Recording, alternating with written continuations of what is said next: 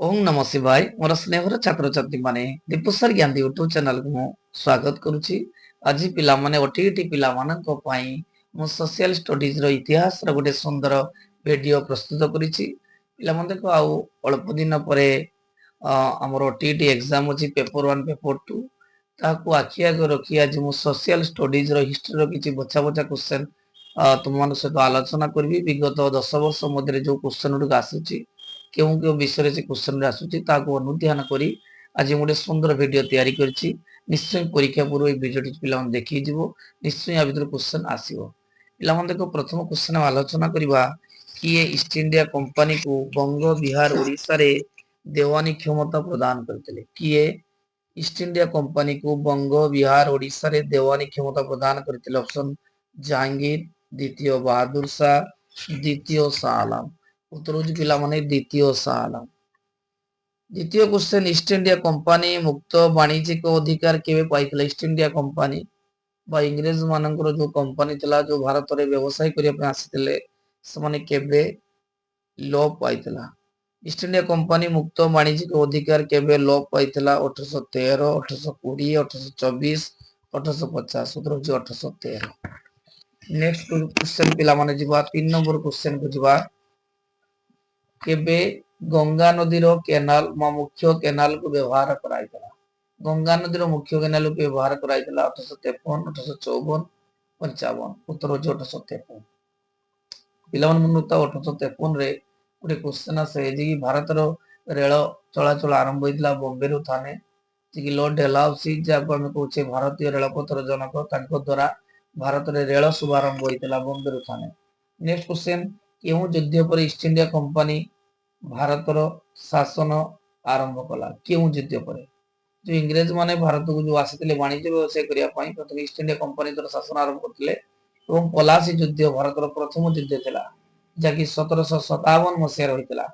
एई युद्ध रे भंगर नवाब सिराजुद्दौला एवं इंग्रेज मानक मध्य रे होइतला 1757। एवं ए पलासी युद्ध रे सिराजुद्दौला परास्त होवा परे इंग्रेज माने कलिकता रे पश्चिम बंग रे वाणिज्य करिया पई पूर्ण अधिकार पाइथिले एवं एउटु ही कंपनी शासन आरंभ होइतला पलासी युद्ध रे। 5 नंबर क्वेश्चन केउ अंचल रे रोहित परि भूबंदस्त प्रचलन होइतला। ऑप्शन मांद्राज, बॉम्बे, सिंधु प्रदेश, बंगला, बिहार। उत्तर होची मांद्राज, बॉम्बे, सिंधु प्रदेश।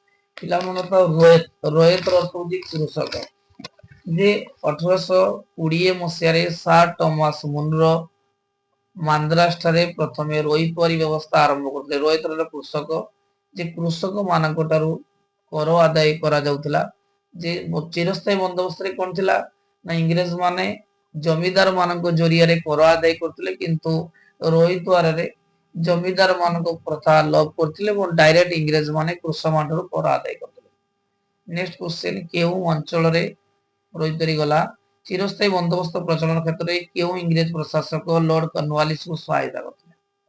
पिला माने मनोक्ता 1793 मसिया रे कर्नवालिस चिरस्थायी बंदोबस्त प्रचलन करथिले किंतु क्वेश्चन कहिछि केउ इंग्रेज प्रशासक जनसर, चार्ल्स ग्रांट, विलियम डनकन। उत्तर होची जनसर, सार जनसर जे कि चिरस्थायी बंदोबस्त प्रचलन करिया पे लॉर्ड कर्नवालिस को सहायता करथिले। नेक्स्ट क्वेश्चन केउ अंचल रे माओलवारी भूबंदस्त प्रचलन होइतला। पिला मन देखो माओलवारी व्यवस्था इंग्रेज माने साधारणतः उत्तर प्रदेश और पंजाब अंचल रे करितले। सेतबेले कोनतला ने इंग्रेज माने किछि अंचल को गोटे महल बा जणे व्यक्ति बा दळे व्यक्ति को देइतले से माने खजना आदाय करी इंग्रेज मानक निकट पैठ करथिले ताको नि माओलवारी व्यवस्था। साधारणतः तीनोटी भू बंदोबस्त प्रचलित ला गोटे चिरस्थायी बंदोबस्त गोटे ला रोहित वारी व्यवस्था गोटे महलवारी व्यवस्था। नेक्स्ट क्वेश्चन पलासी युद्ध पर ईस्ट इंडिया कंपनी केउ अंचल रे शासन आरंभ करथिला। बंगला, मांद्राज, बिहार, ओडिशा। उत्तर होची बंगला। नेक्स्ट क्वेश्चन केबे बॉम्बे रो थाने पर्यंत रेल चलाचल होइतला ना। उत्तर होची पिला माने 1853। 1853 रे 1853 रे 1853 रे पिला माने बॉम्बे रो थाने पर्यंत रेल चलाचल होइतला किए करथिले ना लॉर्ड डेलहाउस। केबे डाको आईन प्रचलित होइतला ना से डलहाउसी नो समय ही डाको चलाचल होइतला। क्वेश्चन कहिछि केबे डाको आईन प्रचलित होता? उत्तर होची 1854। माओलवारी व्यवस्था सहित किए जड़ित? जमी आम कह चिरस्थायी बंदोबस्त सहित कर्नवालिस जड़ित, रोहितवारी सहित टॉमस मुनरो जड़ित, सेहीपरि माओलवारी सहित होल्ट मैकेंजी जड़ित। पिला माने बहुत इंपोर्टेंट क्वेश्चन सब परीक्षा रे आसे जे माओलवारी व्यवस्था सहित होल्ट मैकेंजी जड़ित। नेक्स्ट किए जमीदार मानक सह 5 वर्षिया योजनार बंदोबस्त करथिले? जे किए जमीदार मानक सहित 5 वर्षिया बंदोबस्त करथिले? Cornwallis, Hastings, Wellesley. उत्तर होची वारेन हेस्टिंग्स। मनोता पिला माने वारेन हेस्टिंग्स प्रथमे जमीदार मानक सहित 5 वर्षिया बंदोबस्त करथिले, किंतु कर्नवालिस 10 वर्षिया बंदोबस्त करथिले। उत्तर प्रदेश अबाध जिले में क्यों प्रकार राजस्व प्रणान होता? उत्तर प्रदेश अबाध जिले में पिला तालुकदारी व्यवस्था कार्यकारी होता। आउथरे पिला बहुत इंपोर्टेंट क्वेश्चन। उत्तर प्रदेश अबाध जिले में तालुकदारी व्यवस्था व तालुकदारी भूबंदोबस्त व्यवस्था कार्यकारी होता। नेक्स्ट क्वेश्चन पिला माने आलोचना करिबा जे कर्नवालिस केबे 10 वर्षीय बंदोबस्त आईन प्रणयन करितले? ना 1793 मन थो जे 1793 मसीह कर्नवालिस 10 वर्षीय बंदोबस्त आईन सॉरी 1788 देछि 1789 1790 1791 ना 1789 केते ख्रीष्टाब्द रे भारत रे टेलीग्राफ स्थापित होइतला? भारत रे टेलीग्राफ केबे स्थापित होइतला? ना 1854 रे भारत रे टेलीग्राफ व्यवस्था कार्यकारी होइतला। Next question grand trunk road. Grand trunk road केबे निर्मित होइतला? जो ग्रांड ट्रंक रोड रो शुभारंभ करितले लॉर्ड विलियम बेंटिक। एटा कलिकता रो दिल्ली पर्यंत होइतला। तार शुभारंभ होइतला 1839 रे। 7 नंबर क्वेश्चन केबे सिरहिंद कैनाल रो शुभ उद्घाटन होइतला? सिरहिंद कैनाल 1882 रे होइतला पिला मन 1882 रे। मनोताओ टेलीग्राफ के बेतिला ना 1853 रहीतला। नेक्स्ट क्वेश्चन शिल्प विप्लव उपरे केबे प्रथमे इंग्लैंड रे रेल चलाचल होइतला? जो इंग्लैंड रे प्रथमे शिल्प विप्लव होइतला केबे रेल चलाचल इंग्लैंड होइतला? उत्तर होची 1825। केउ बल्लाड भारत रे स्वायत्त शासन व्यवस्था प्रचलन करितले? जे भारत रो प्रथम थर जेतले स्वायत्त शासन आरंभ होइतला का समय रे? ना लॉर्ड रिपन का समय रे। केबे मांद्राज आरकोड रेलपथर शुभारंभ होइतला? ऑप्शन 1853 1854 1855 1856। उत्तर होची 1856। केउ चाषर उन्नति पई कोर्ट ऑफ डायरेक्टर अमेरिकीय विशेषज्ञ मान को भारत पठाइतले? जे केउ चाषर उन्नति पई कोर्ट ऑफ डायरेक्टर अमेरिकीय विशेषज्ञ मान भारत पठाइतले? उत्तर पिला कपा चाषर उन्नति पई। काहाकू भारतीय रेलपथर जनक रूपे अभिहित करा जाए? Lord Wellesley, Lord Bentinck, Lord Cornwallis ना डेलहाउसी? उत्तर होची लॉर्ड डेलहाउसी को भारतीय रेलपथर जनक रूपे अभिहित करा जाए। बंगला रे केबे नौंक दुर्भिक्ष पड़ितला? 1770 1771 1772। उत्तर होची 1770। क्यों बंदोबस्त अनुसार रोहित मान प्रत्यक्ष भाव में राजस्व आदाय करागला? जो रोहित व्यवस्था माध्यम रे जे रोहित मानक ठारू सीधा सड़क कर आदाय कराइतला। एटा होची रोहितवारी बंदोबस्त। कि बंदोबस्त? रोहितवारी। रावलात आईन केबे होइतला? 1917 1918 1919 1920। उत्तर होची 1919। रावलात आईन रो अर्थ होची बिना बचार रे दोषी को गिरफ्त करिबा एवं दंड विधान करिबा। क्वेश्चन भारतीय जातीय कांग्रेस केबे जन्म नेइतला? पिला मनता भारतीय जातीय कांग्रेस 1885 मसिया रे सार अलान अक्टावियम ह्यूमो द्वारा प्रतिष्ठा होइतला। तने केबे होइतला? ना 1885। नेक्स्ट क्वेश्चन जातीय कांग्रेस रो केउ अधिवेशन रे इंग्रेज सरकार के विरुद्ध रे असहयोग प्रस्ताव गृहीत होइतला? कलिकता, नागपुर, लाहौर, बॉम्बे। पिला मन मनता 1920 मसिया नागपुर अधिवेशन रे असहयोग आंदोलन गृहीत होइतला। नेक्स्ट क्वेश्चन असहयोग आंदोलन केबे आरंभ होइतला? ना गांधीजी को डाकरा रे असहयोग आंदोलन 1920 मसिया रे होइतला। नेक्स्ट क्वेश्चन देखो पिला माने ମହାତ୍ମା ଗାନ୍ଧୀ କାହିଁକି ଅସହଯୋଗ ଆନ୍ଦୋଳନ ସ୍ଥଗିତ କରିଥିଲେ? ଦେଖ ପିଲାମାନେ 1922 ମସିହା ଫେବୃଆରୀ 5 ତାରିଖ ଦିନ ଉତ୍ତ୍ୟକ୍ତ ଜନତା ଚୌରି ଚୌରା ପୋଲିସ ଷ୍ଟେସନକୁ ପୋଡି ଦେଇଥିଲେ। ଫଳରେ ସେଠି ଥିବା ପୋଲିସ କର୍ମଚାରୀ ମାନେ ଜୀବନ୍ତ ଦଗ୍ଧ ହୋଇଥିଲେ। ଗାନ୍ଧୀଜୀ ଅସହଯୋଗ ଆନ୍ଦୋଳନ କରିବା ପାଇଁ ସତ୍ୟ ଏବଂ ଅହିଂସା ମାଧ୍ୟମରେ କାର୍ଯ୍ୟ କରିବା ପାଇଁ ସତ୍ୟାଗ୍ରହୀ ମାନଙ୍କୁ ନିର୍ଦ୍ଦେଶ ଦେଇଥିଲେ, କିନ୍ତୁ ଏଇଟା ହିଂସାତ୍ମକ ହୋଇଥିଲା। ସେଥିପାଇଁ ଗାନ୍ଧୀଜୀ ଚୌରି ଚୌରା ଘଟଣା ପାଇଁ ଅସହଯୋଗ ଆନ୍ଦୋଳନ ବନ୍ଦ। ସନ୍ନ୍ୟାସୀ ବିଦ୍ରୋହ ସହିତ ସମ୍ପୃକ୍ତ ଥିବା ଫକୀରମାନେ କେଉଁ ସୁଫି ସମ୍ପ୍ରଦାୟର ଆସିଥିଲେ? ଚିସ୍ତି, ସୁଆରବର୍ଦୀ, ନକ୍ସବଦୀ, ମୋହାରୀ। ଉତ୍ତର ହେଉଛି ମୋହାରୀ। ସନ୍ନ୍ୟାସୀ ବିଦ୍ରୋହର ମୁଖ୍ୟ ନେତା ଥିଲେ ମୁସା ଶାହ, ଚିରାଗ ଅଲି ଶାହ, ଶୋଭନ ଶାହ, ମଜନୁନ ଶାହ। ଉତ୍ତର ହେଉଛି ମଜନୁନ ଶାହ। 1817 ଖ୍ରୀଷ୍ଟାବ୍ଦରେ ପାଇକ ବିଦ୍ରୋହ ନେତୃତ୍ୱ କିଏ ନେଇଥିଲେ? ପିଲାମାନେ ତ 1817 ମସିହାରେ ଯୋଉ ଐତିହାସିକ ପାଇକ ବିଦ୍ରୋହ ହୋଇଥିଲା, ଏହାର ମୁଖ୍ୟ ନେତା ଥିଲେ ବକ୍ସି ଜଗବନ୍ଧୁ। କେବେ 150 ଜଣ ସନ୍ନ୍ୟାସୀଙ୍କୁ ନିର୍ମମ ଭାବେ ହତ୍ୟା କରାଯାଇଥିଲା? ଯୋଉ ବାଂଲାଦେଶର ରଙ୍ଗପୁର ନାଟୋଇ ଠାରେ 185 ଜଣ ସନ୍ନ୍ୟାସୀଙ୍କୁ କେବେ ହତ୍ୟା କରାଯାଇଥିଲା? ଉତ୍ତର ହେଉଛି 1771। କିଏ ବ୍ରିଟିଶ ସରକାରଙ୍କ ନିକଟରେ ଅନୁସନ୍ଧାନ କମିଟିର ରିପୋର୍ଟ ଦାଖଲ କରିଥିଲେ? ଫ୍ଲେଚର, ଇମ୍ପେ, ୟୁଆର ଆଉ ବେଲ। ଉତ୍ତର ପିଲାମାନେ ହଉଛି ୟୁଆର। ନେକ୍ସଟ କ୍ୱେଶ୍ଚନ, କେଉଁ ବର୍ଷ ସାନ୍ତାଳ ବିଦ୍ରୋହ ହୋଇଥିଲା? 1820, 1831, 1855, 1851। ଉତ୍ତର ପିଲାମାନେ ହଉଛି 1855 ମସିହାରେ ହୋଇଥିଲା। ନେକ୍ସଟ, କେଉଁ ବିଦ୍ରୋହରେ ସାନ୍ତାଳ ବିଦ୍ରୋହର ଧ୍ୱନି ଝଙ୍କୃତ ହୋଇଥିଲା? ସନ୍ନ୍ୟାସୀ, ପାବନା, ପାଇକ, ମୁଣ୍ଡା। ଉତ୍ତର ପିଲାମାନେ ହଉଛି ପାବନା ବିଦ୍ରୋହ। ନେକ୍ସଟ କ୍ୱେଶ୍ଚନ, କେତେ ଖ୍ରୀଷ୍ଟାବ୍ଦରେ ଖୋର୍ଦ୍ଧାରେ ପାଇକ ବିଦ୍ରୋହ ହୋଇଥିଲା? ନା 1817 ମସିହାରେ ଖୋର୍ଦ୍ଧାରେ ପାଇକ ବିଦ୍ରୋହ ହୋଇଥିଲା। କେଉଁ ବ୍ୟକ୍ତି ଖୋର୍ଦ୍ଧାରେ ସଂଗଠିତ ପାଇକ ବିଦ୍ରୋହ ନେତୃତ୍ୱ ନେଇଥିଲେ? ଉତ୍ତର ପିଲାମାନେ ହଉଛି ବକ୍ସି ଜଗବନ୍ଧୁ ବିଦ୍ୟାଧର ମହାପାତ୍ର। ଖୋର୍ଦ୍ଧା ରାଜାଙ୍କ ନିକଟରେ ବକ୍ସି ଜଗବନ୍ଧୁ ବିଦ୍ୟାଧର କେଉଁ ପଦବୀରେ ନିଯୁକ୍ତି ପାଇଥିଲେ? ରାଜପୁରୋହିତ, ବକ୍ସି ବା ସେନାପତି? ନା ବକ୍ସି ଓ ସେନାପତି ଭାବରେ ନିଯୁକ୍ତି। 1813 ଖ୍ରୀଷ୍ଟାବ୍ଦରେ ରଣଙ୍ଗ ଜମିଦାର ଉପରେ ନିଜର ନ୍ୟାଯ୍ୟ ଦାବିକୁ ଫେରି ପାଇବା ପାଇଁ ଜଗବନ୍ଧୁ କାହାଙ୍କ ନିକଟରେ ଆବେଦନ କରିଥିଲେ?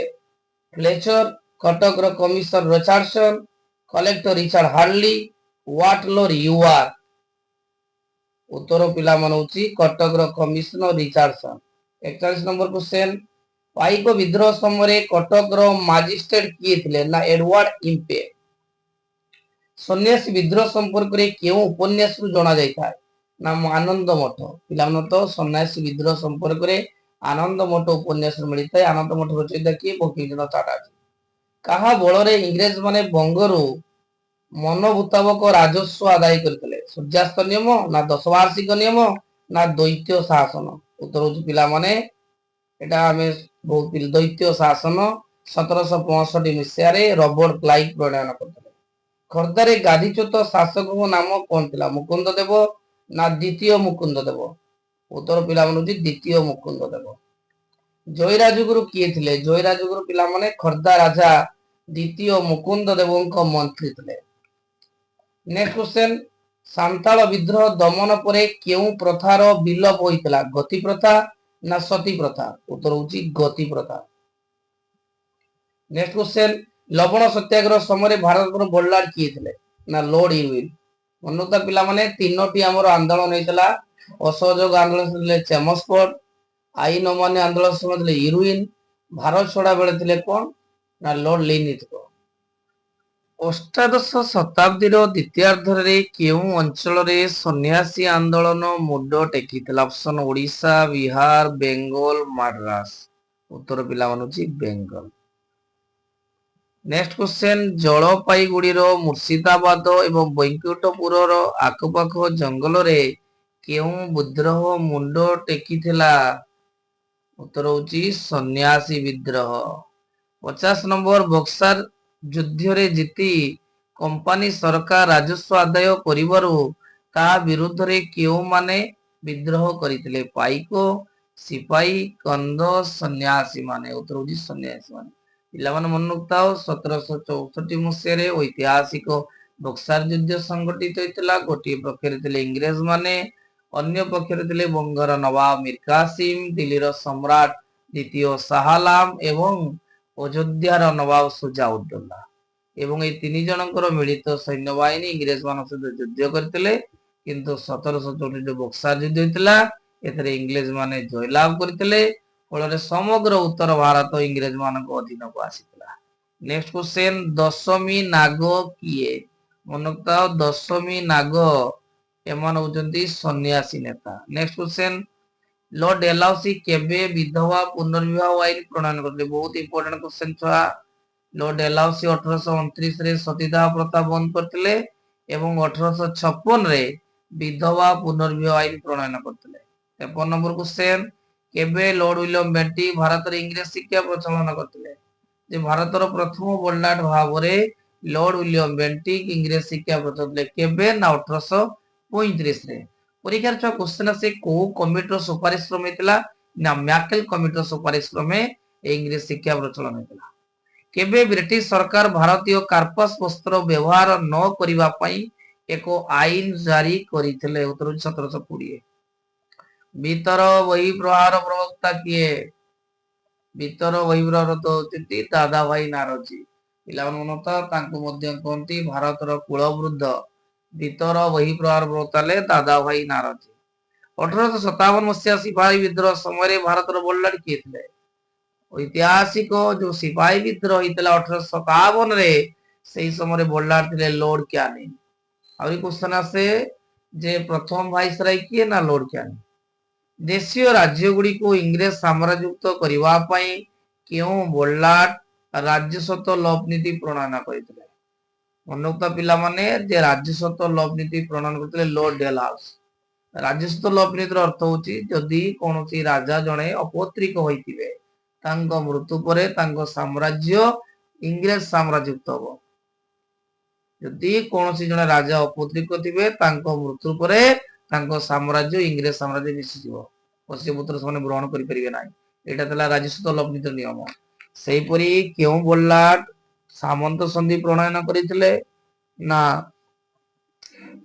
Lord Wellesley. ମନେ ତ ଲର୍ଡ ୱେଲସଲି ସାମନ୍ତ ସନ୍ଧି ପ୍ରଣୟନ କରିଥିଲେ। 59 ନମ୍ବର କହିଛି ପିଲାମାନେ ସିପାହୀ ବିଦ୍ରୋହ ସମୟରେ କିଏ ନାମକ ମାତ୍ର ମୋଗଲ ସମ୍ରାଟ ଥିଲେ? ନା ଦ୍ୱିତୀୟ ବାହାଦୁର ଶାହ। ମୂଳତଃ ସିପାହୀ ବିଦ୍ରୋହ ସମୟରେ ନାମକ ମାତ୍ର କିଏ ଥିଲେ ବଲ୍ଲାଟ ବା ସମ୍ରାଟ ଥିଲେ? ମୋଗଲ ସମ୍ରାଟ କିଏ ଥିଲେ? ନା ଦ୍ୱିତୀୟ ବାହାଦୁର ଶାହ। କେବେ ଇଂଲଣ୍ଡ ପାର୍ଲାମେଣ୍ଟରେ ଭାରତ ଶାସନ ଆଇନ ପ୍ରଣୟନ କରାଯାଇଥିଲା? ନା 1858। 1858 ସମୟରେ ଭାରତ ଶାସନ ଆଇନ ପ୍ରଣୟନ କରାଯାଇଥିଲା। ନେକ୍ସଟ କ୍ୱେଶ୍ଚନ ପିଲାମାନେ, କେବେ ଭାରତରୁ ଇଷ୍ଟ ଇଣ୍ଡିଆ କମ୍ପାନୀର ଅବସାନ ଘଟିଲା? ନା 1858 ମସିହାରେ ଇଂରେଜ ଇଷ୍ଟ ଇଣ୍ଡିଆ କମ୍ପାନୀର ଅବସାନ ଘଟିଲା। ନେକ୍ସଟ କ୍ୱେଶ୍ଚନ, 1858 ମସିହା ନଭେମ୍ବର 1 ତାରିଖରେ କିଏ ମହାରାଣୀଙ୍କ ଘୋଷଣା ପତ୍ରକୁ ଆଲାହାବାଦରେ ଆୟୋଜିତ ଏକ ଦରବାରରେ ପାଠ କରିଥିଲେ? ଉତ୍ତର ପିଲାମାନେ ହଉଛି ଲର୍ଡ କ୍ୟାନିଂ, ଯେ ଭାରତର ପ୍ରଥମ ଭାଇସରାୟ, ଯେ 1858 ମସିହା ନଭେମ୍ବର 1 ତାରିଖରେ ମହାରାଣୀ ଭିକ୍ଟୋରିଆ ଘୋଷଣା ପତ୍ରକୁ ପାଠ କରିଥିଲେ। କାନପୁରରେ ସିପାହୀ ବିଦ୍ରୋହ ନେତୃତ୍ୱ କିଏ ନେଇଥିଲେ? ଯେ କାନପୁରରେ ସିପାହୀ ବିଦ୍ରୋହ ନେତୃତ୍ୱ ନେଇଥିଲେ କନୱାର ସିଂ। କାନପୁରରେ ନେଇଥିଲେ ଆପଣଙ୍କର ନାନା ସାହେବ ନେଇଥିଲେ। ଝାନ୍ସୀଠାରେ ସିପାହୀ ବିଦ୍ରୋହ ନେତୃତ୍ୱ କିଏ ନେଇଥିଲେ? ନା ରାଣୀ ଲକ୍ଷ୍ମୀବାଇ। ବିହାରରେ ବିଦ୍ରୋହ ନେତୃତ୍ୱ କିଏ ନେଇଥିଲେ? ନା କନୱାର ସିଂ। କେଉଁ ଭାରତୀୟ ସିପାହୀ 1857 ର ବିଦ୍ରୋହ ଆରମ୍ଭ କରି ଜେନେରାଲ ହ୍ୟୁରେସଙ୍କ ଆଦେଶରେ ଫାଶୀ ଗୁଣ୍ଡରେ ଝୁଲିଥିଲେ? ନା ମଙ୍ଗଲ ପାଣ୍ଡେ। ପିଲାମାନେ ଥିବ ଯେ ସିପାହୀ ବିଦ୍ରୋହର ପ୍ରଥମ ଶହୀଦ ହେଇଥିଲେ ମଙ୍ଗଲ ପାଣ୍ଡେ। ଭାରତର ପ୍ରଥମ ଭାଇସରାୟ କିଏ? ନା ଲର୍ଡ କ୍ୟାନିଂ।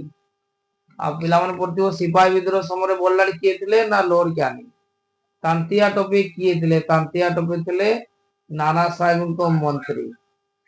ସିପାହୀ ବିଦ୍ରୋହ ସମୟରେ ଓଡିଶାର କିଏ ନେତୃତ୍ୱ ନେଇଥିଲେ? ନା ଚାଖି କୁଣ୍ଟିଆ ବା ବୀରେନ୍ଦ୍ର ସୁରେନ୍ଦ୍ର ସାଏ। ମନେଥିବ ବୀର ସୁରେନ୍ଦ୍ର ସାଏ ଯେ ଓଡିଶାର ନେତୃତ୍ୱ ନେଇଥିଲେ।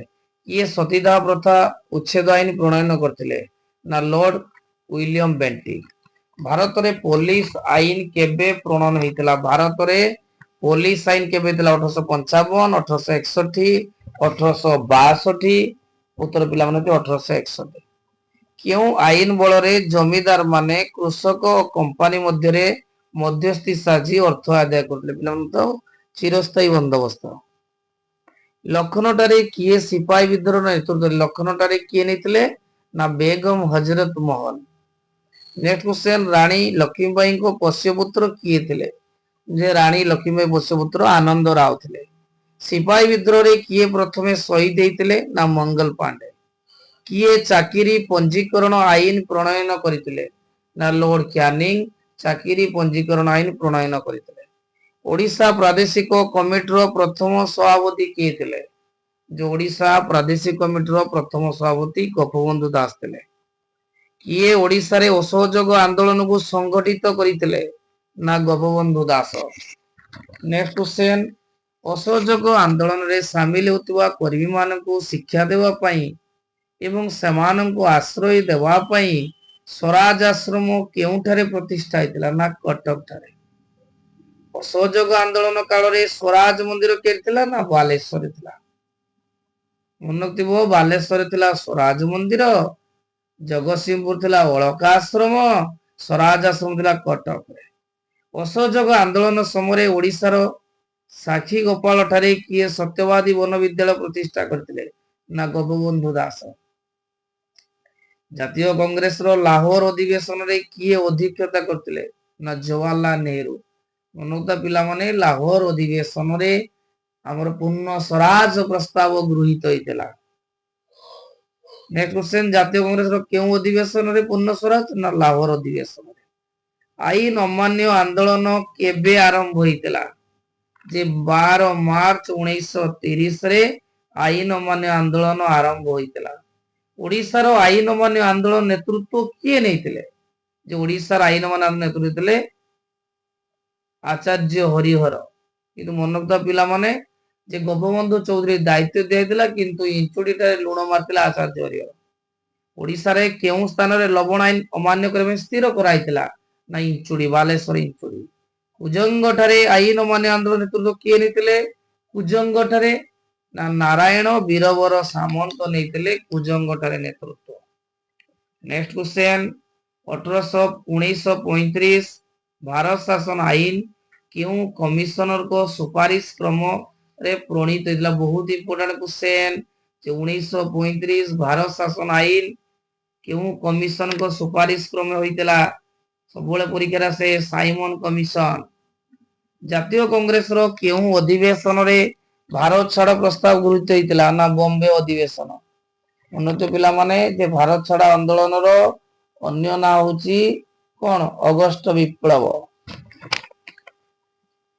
କେବେ କଂଗ୍ରେସ କମିଟି ଇଂରେଜ ସରକାରଙ୍କ ବିରୁଦ୍ଧରେ ଭାରତ ଛାଡ ପ୍ରସ୍ତାବ ଗୃହୀତ କରିଥିଲା? 8 ଅଗଷ୍ଟ 1942। ଭାରତ ଛାଡ ଆନ୍ଦୋଳନ ସମୟରେ ବଳିଦାନ କିଏ ଥିଲେ? ନା ଲର୍ଡ ଲିନଲିଥଗୋ। ନେକ୍ସଟ କ୍ୱେଶ୍ଚନ, ଯେ ଭାରତ ଛାଡ ଆନ୍ଦୋଳନରେ ଗାନ୍ଧିଜୀଙ୍କୁ ଗିରଫ କରାଯିବା ପରେ ତାଙ୍କୁ କେଉଁଠି ରଖାଯାଇଥିଲା? ଯେତେବେଳେ ଭାରତ ଛାଡ ଆନ୍ଦୋଳନ ହେଇଥିଲା, ଗାନ୍ଧିଜୀଙ୍କୁ ଗିରଫ କରାଯାଇଥିଲା, କୋଉଠି ରଖିଥିଲେ ତାଙ୍କୁ? ନା ଆଗା ଖାଁ ରାଜପ୍ରସାଦ ରଖିଥିଲେ। ଭାରତ ଛାଡ ଆନ୍ଦୋଳନ ସହ ଜଡିତ କେଉଁ ଘଟଣାଟି ଦ୍ୱିତୀୟ ଜାଲିଆନାବାଗର ସଂଗାର ବୋଲି କୁହାଯାଏ? ପିଲାମାନଙ୍କୁ ଥାଉ, ଜାଲିଆନା ହତ୍ୟାକାଣ୍ଡ କେବେ ହେଇଥିଲା? ନା 1919 ଏପ୍ରିଲ 13। ଏବଂ ସେଇ ଘଟଣାଟି ବାଲେଶ୍ୱର ଓଡିଶାରେ ମଧ୍ୟ ହେଇଥିଲା, ଇରମ ଠାରେ, ବାସୁଦେବପୁର ଇରମ ଠାରେ। କେବେ? ନା 1942 ସେପ୍ଟେମ୍ବର 28। ନେକ୍ସଟ କ୍ୱେଶ୍ଚନ, କୋରାପୁଟ ଜିଲ୍ଲାରେ ଭାରତ ଛାଡ ଆନ୍ଦୋଳନ ନେତୃତ୍ୱ କିଏ ନେଇଥିଲେ? ନା ଲକ୍ଷ୍ମଣ ନାୟକ। ଲକ୍ଷ୍ମଣ ନାୟକ ହେଉଛନ୍ତି ଭାରତର ଓଡିଶାର ପ୍ରଥମ ବ୍ୟକ୍ତି ଯିଏକି ଭାରତ ଛାଡ ଆନ୍ଦୋଳନରେ ଶହୀଦ ହେଇଥିଲେ। କେବେ ତାଙ୍କୁ ଫାଶୀ ଦିଆଯାଇଥିଲା? ନା 1943 ମାର୍ଚ୍ଚ 29। କୋଉ ଜେଲରେ? ନା ବ୍ରହ୍ମପୁର ଜେଲରେ। ସେ ବ୍ରହ୍ମପୁର ଜେଲରେ ଲକ୍ଷ୍ମଣ ନାୟକଙ୍କୁ 29 ମାର୍ଚ୍ଚ 1943ରେ ଫାଶୀ ଦିଆଯାଇଥିଲା। ରକ୍ତ ତୀର୍ଥ କାହାକୁ କୁହାଯାଏ? ନା ଇରମକୁ କୁହନ୍ତି ରକ୍ତ ତୀର୍ଥ, ବା ତାକୁ କୁହନ୍ତି ଦ୍ୱିତୀୟ ଜାଲିଆନାବାଗ। ଚୋରି ଚୋରା ଘଟଣା କେବେ ହେଇଥିଲା? ନା 1922 ଫେବୃଆରୀ 5। କେବେ ମହାତ୍ମା ଗାନ୍ଧୀ ଓଡିଶା ଆସିଥିଲେ? ପିଲାମାନେ, ବହୁତ important question. Mahatma Gandhi 1921 March 23ରେ ଓଡିଶା ଆସିଥିଲେ। କେଉଁଠାରେ ସର୍ବପ୍ରଥମ ସତ୍ୟାଗ୍ରହର ପ୍ରୟୋଗ କରାଯାଇଥିଲା? ଯେ ଗାନ୍ଧୀଜୀ ସର୍ବପ୍ରଥମେ କେଇଠି କରିଥିଲେ? ନା ଚମ୍ପାରଣ ଠାରେ। କେଉଁ ଦିବସକୁ ପ୍ରଥମ ସ୍ୱାଧୀନତା ଦିବସ ରୂପେ ଘୋଷଣା କରାଯାଇଥିଲା? କେଉଁ ଦିବସକୁ ପ୍ରଥମ ସ୍ୱାଧୀନତା ଦିବସ ରୂପେ ଘୋଷଣା? ନା ପିଲାମାନେ ଦେଖ ମନେ ଥିବ 26 ଜାନୁଆରୀ 1930। ଗାନ୍ଧୀଜୀ କେବେ ଆଇନ ଅମାନ୍ୟ ଆନ୍ଦୋଳନ ଆରମ୍ଭ କରିଥିଲେ? ନା 1930 ମସିହାରେ। ପ୍ରଥମ ଗୋଲଟେବୁଲ ବୈଠକ କେବେ ହୋଇଥିଲା? ପିଲା 1930। କୋଉଠି? ନା ଲଣ୍ଡନ ଠାରେ। ଦ୍ୱିତୀୟ ଗୋଲଟେବୁଲ ବୈଠକ 1931। କୋଉଠି? ନା ସେଇ ଲଣ୍ଡନରେ। ତୃତୀୟ ଗୋଲଟେବୁଲ ବୈଠକ କେବେ ହୋଇଥିଲା? ନା 1932। କୋଉଠି? ନା ଲଣ୍ଡନରେ। ପରୀକ୍ଷାର ଛଅ କ୍ୱେଶ୍ଚନ ଆସେ ଯେ କେଉଁ ଗୋଲଟେବୁଲ ବୈଠକରେ ଗାନ୍ଧୀଜୀ ଯୋଗ ଦେଇଥିଲେ? ନା ଦ୍ୱିତୀୟ ଗୋଲଟେବୁଲ ଅଧ୍ୟକ୍ଷତା କିଏ କରିଥିଲେ? ନା ରାମସେ ମ୍ୟାକଡୋନାଲ୍ଡ। କିଏ କହିଥିଲେ ଗାନ୍ଧୀଜୀଙ୍କୁ ଅର୍ଦ୍ଧନଗ୍ନ ଫକୀର? ନା ୱିନଷ୍ଟନ ଚର୍ଚ୍ଚିଲ। 106 କହିଛି କେଉଁ ଆଶ୍ରମରୁ ଆଇନ ଅମାନ୍ୟ ଆନ୍ଦୋଳନର ଶୁଭାରମ୍ଭ କରାଯାଇଥିଲା? କୋଉ ଆଶ୍ରମରୁ? ନା ସାବରମତୀ ଆଶ୍ରମରୁ। କ୍ରିପ୍ସ ମିଶନ କେବେ ଭାରତ ଆସିଥିଲା? ନା 1941। 108 କେବେ ଭାରତ ଛାଡ ପ୍ରସ୍ତାବ ଗୃହୀତ ହେଇଥିଲା? ନା 1942। କାଇଜର ହିନ୍ଦ ଇଂରେଜ ମାନେ କାହାକୁ ଦେଇଥିଲେ? ନା ଗାନ୍ଧୀଜୀଙ୍କୁ। ତାର ଅର୍ଥ କଣ?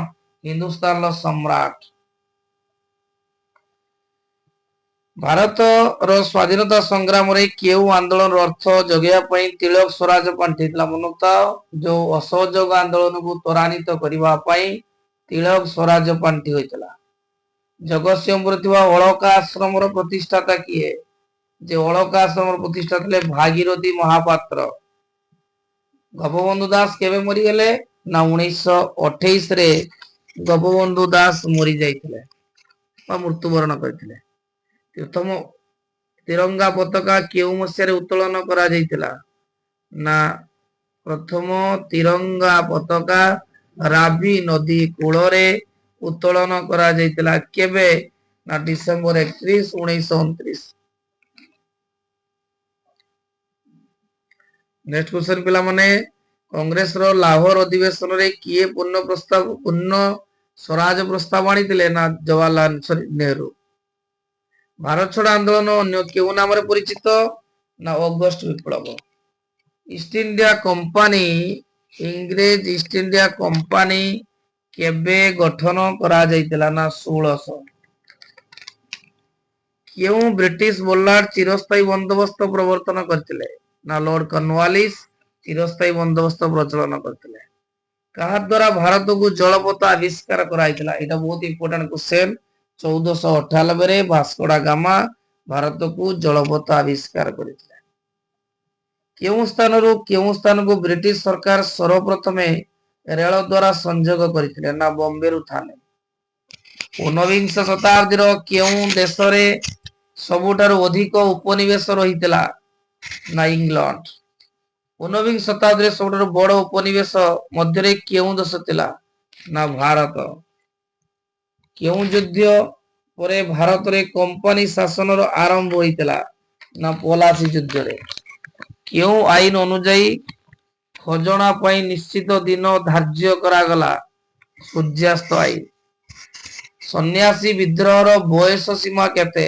ଯଦି ସମୟ କେତେ ସନ୍ନ୍ୟାସୀ ବିଦ୍ରୋହ ଯାଇଥିଲା ତାର ସମୟ ସୀମା କେତେ? ନା ଉତ୍ତର ପିଲାମାନେ ହଉଛି 1763 ରୁ 1800। ସନ୍ନ୍ୟାସୀ ବିଦ୍ରୋହ କେଉଁଠାରେ ଦେଖିବାକୁ ମିଳିଥିଲା? ଜୟପାଇଗୁଡି, ରାଜମହଲ, ଖୋର୍ଦ୍ଧା। ନା ଜୟପାଇଗୁଡି। ସିଧୁ କେଉଁ ବିଦ୍ରୋହ ନେତୃତ୍ୱ ନେଇଥିଲେ? ନା ସାନ୍ତାଳ ବିଦ୍ରୋହରେ ସିଧୁ ନେତୃତ୍ୱ ନେଇଥିଲେ। ବକ୍ସି ଜଗବନ୍ଧୁ କେଉଁ ବିଦ୍ରୋହ ସହିତ ଜଡିତ ଥିଲେ? ନା ଖୋର୍ଦ୍ଧା ବିଦ୍ରୋହ।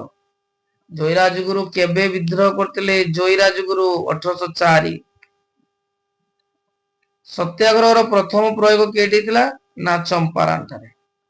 ନେକ୍ସଟ କ୍ୱେଶ୍ଚନ, ଆଇନ ଅମାନ୍ୟ ଆନ୍ଦୋଳନ କେଉଁ ଆଶ୍ରମ ରହିଥିଲା? ନା ସାବରମତୀ। ନା ଗାନ୍ଧୀଜୀ 78 ଜଣ ସହଯୋଗୀଙ୍କୁ ନେଇ ସାବରମତୀ ଆଶ୍ରମରୁ ଦାଣ୍ଡି ଅଭିମୁଖେ ଯାଇଥିଲେ ଏବଂ ଏପ୍ରିଲ 6 ତାରିଖ 1930ରେ ଲବଣ ମୁଠାଇ ଧରି ଆଇନ ଅମାନ୍ୟ ଆନ୍ଦୋଳନ ଆରମ୍ଭ କରିଥିଲେ। ତାକୁ କୁହନ୍ତି ଐତିହାସିକ ଦାଣ୍ଡି ଯାତ୍ରା। ଖାଲି 2 ମିନିଟ୍ ତ ମୋବାଇଲଟା ନା ଭିଡିଓ सिपाही विद्रोह समय ओडिशार किए नेतृत्व नहीं ना चाखी कुंटिया बा वीरेंद्र सुरेंद्र साय मन थी वीर सुरेंद्र साय जे ओडिशार नेतृत्व नहीं किए सतीदाह प्रथा उच्छेद आईन प्रणयन करते ना लॉर्ड विलियम बेंटिक। भारत रे पुलिस आईन केबे प्रणयन होता भारत रे पुलिस आईन केबे 1855 1861 1862 उत्तर पिला 1861 क्यों आईन बल जमीदार माने कृषक और कंपानी मध्य मध्यस्थी साजी अर्थ आदाय करते तो चिरस्थायी बंदोबस्त। लखनऊ किए सिपाही विद्रोह नेतृत्व लखनऊ किए नहीं ना बेगम हजरत महल। नेक्स्ट क्वेश्चन रानी लक्ष्मीबाई को पोष्यपुत्र किए थे जे रानी लक्ष्मीबाई पोष्यपुत्र आनंद राव थे। सिपाही विद्रोह रे किए प्रथमे शहीद होते ना मंगल पांडे। किए चाकिरी पंजीकरण आईन प्रणयन करते ना लॉर्ड क्यानिंग चाकिरी पंजीकरण आईन प्रणयन करते। ओडिशा प्रादेशिक कमिटी प्रथम सभापति किए थे जो ओडिशा प्रादेशिक कमिटी प्रथम सभापति गोपबंधु दास थे। किए ओडिशा रे असहयोग आंदोलन को संगठित करते ना गोपबंधु दास। नेक्स्ट क्वेश्चन असहयोग आंदोलन रे सामिल होतिबा कर्मी मानकु शिक्षा देवा पई एवं सेमानंकु आश्रय देवा पई स्वराज आश्रम केउठारे प्रतिष्ठा हैतिला ना कटक ठारे। असहयोग आंदोलन काल रे स्वराज मंदिर केरथिला ना बालेश्वर थिला मनतिबो बालेश्वर थिला स्वराज मंदिर जगतसिंहपुर थिला अलका आश्रम स्वराज आश्रम थिला कटक रे। असहयोग आंदोलन समय ओडिशार साक्षी गोपाल ठारे किए सत्यवादी वन विद्यालय प्रतिष्ठा करथिले ना गोपबंधु दास। जातीय कांग्रेस रो लाहौर अधिवेशन रे किए अध्यक्षता करथिले ना जवाहरलाल नेहरू। मनोता पिला माने लाहौर अधिवेशन रे हमर पूर्ण स्वराज प्रस्ताव गृहीत होइतला। नेक्स्ट क्वेश्चन जातीय कांग्रेस रो केउ अधिवेशन रे पूर्ण स्वराज ना लाहौर अधिवेशन रे।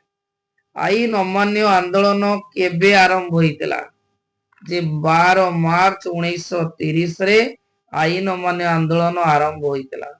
ओडिशार आईन अमान्य आंदोलन नेतृत्व किए नहीं जे ओडिशार आईन अमान्य नेतृत्व देले आचार्य हरिहर किंतु मनकता पिला माने जे गोपबंधु चौधरी दायित्व दिया किंतु इंचुड़ी लुण मारतिला आचार्य हरिहर। ओडिशा रे केउ स्थान रे लवण आईन अमान्य करबे स्थिर कराइतिला ना इंचुड़ी बालेश्वर इंचुड़ी। कुजंग ठारे आईन अमान्य आंदोलन नेतृत्व किए नहीं कुजंग ठारे ना नारायण वीरवर सामंत नहीं कुजंग ठारे नेतृत्व। नेक्स्ट क्वेश्चन 1935 भारत शासन आईन क्यों कमिशनर को सुपारिश क्रम रे प्रणीत होइतला बहुत इंपोर्टेंट क्वेश्चन। 1935 भारत शासन आईन क्यों कमिशन को सुपारिश क्रम होइतला सबले परीक्षा से साइमन कमिशन। जातीय कांग्रेस रो केउ अधिवेशन रे भारत छाड़ प्रस्ताव गृहीत होइतला ना बॉम्बे अधिवेशन। उन्नत पिला माने जे भारत छाड़ आंदोलन रो अन्य ना होची कोन अगस्त विप्लव। केबे कांग्रेस कमिटी इंग्रेज सरकार विरुद्ध रे भारत छाड़ प्रस्ताव गृहीत करितला 8 अगस्त 1942।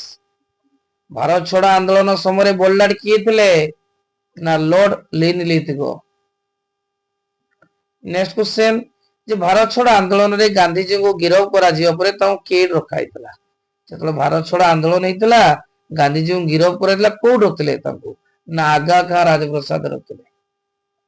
भारत छाड़ आंदोलन सह जड़ित केउ घटनाटी द्वितीय जालियानबाग संगार बोली कहुए पिला मन थाओ जालियान हत्याकांड केबे थिला ना 1919 एप्रिल 13 एवं से घटनाटी बालेश्वर सॉरी ओडिशा रे मध्ये हेतिला इरम ठारे वासुदेवपुर इरम ठारे केबे ना 1942 सेप्टेम्बर 28। नेक्स्ट क्वेश्चन कोरापुट जिल्ला रे भारत छाड़ आंदोलन नेतृत्व किए नहीं थिले ना लक्ष्मण नायक। लक्ष्मण नायक हेउचंती भारत और ओडिशा रो प्रथम व्यक्ति जे कि भारत छाड़ आंदोलन रे शहीद हेतिले केबे ताऊ फांसी दियाइतला ना 1943 मार्च 29 को जेल रे ना ब्रह्मपुर जेल रे जे ब्रह्मपुर जेल रे लक्ष्मण नायक को 29 मार्च 1943 रे फांसी दिया जाइतला। ରକ୍ତ ତୀର୍ଥ କାହାକୁ କୁହାଯାଏ? ନା ଇରମ କୁ କୁହନ୍ତି ରକ୍ତ ତୀର୍ଥ ବା ତା କୁହନ୍ତି ଦ୍ୱିତୀୟ ଜାଲିଆନାବାଗ। ଚୋରି ଚୋରା ଘଟଣା କେବେ ହେଇଥିଲା? ନା 1922 ଫେବୃଆରୀ 5। କେବେ ମହାତ୍ମା ଗାନ୍ଧୀ ଓଡିଶା ଆସିଥିଲେ? ପିଲାମାନେ ଏଟା ବହୁତ important question. Mahatma Gandhi 1921 March 23 ରେ ଓଡିଶା ଆସିଥିଲେ।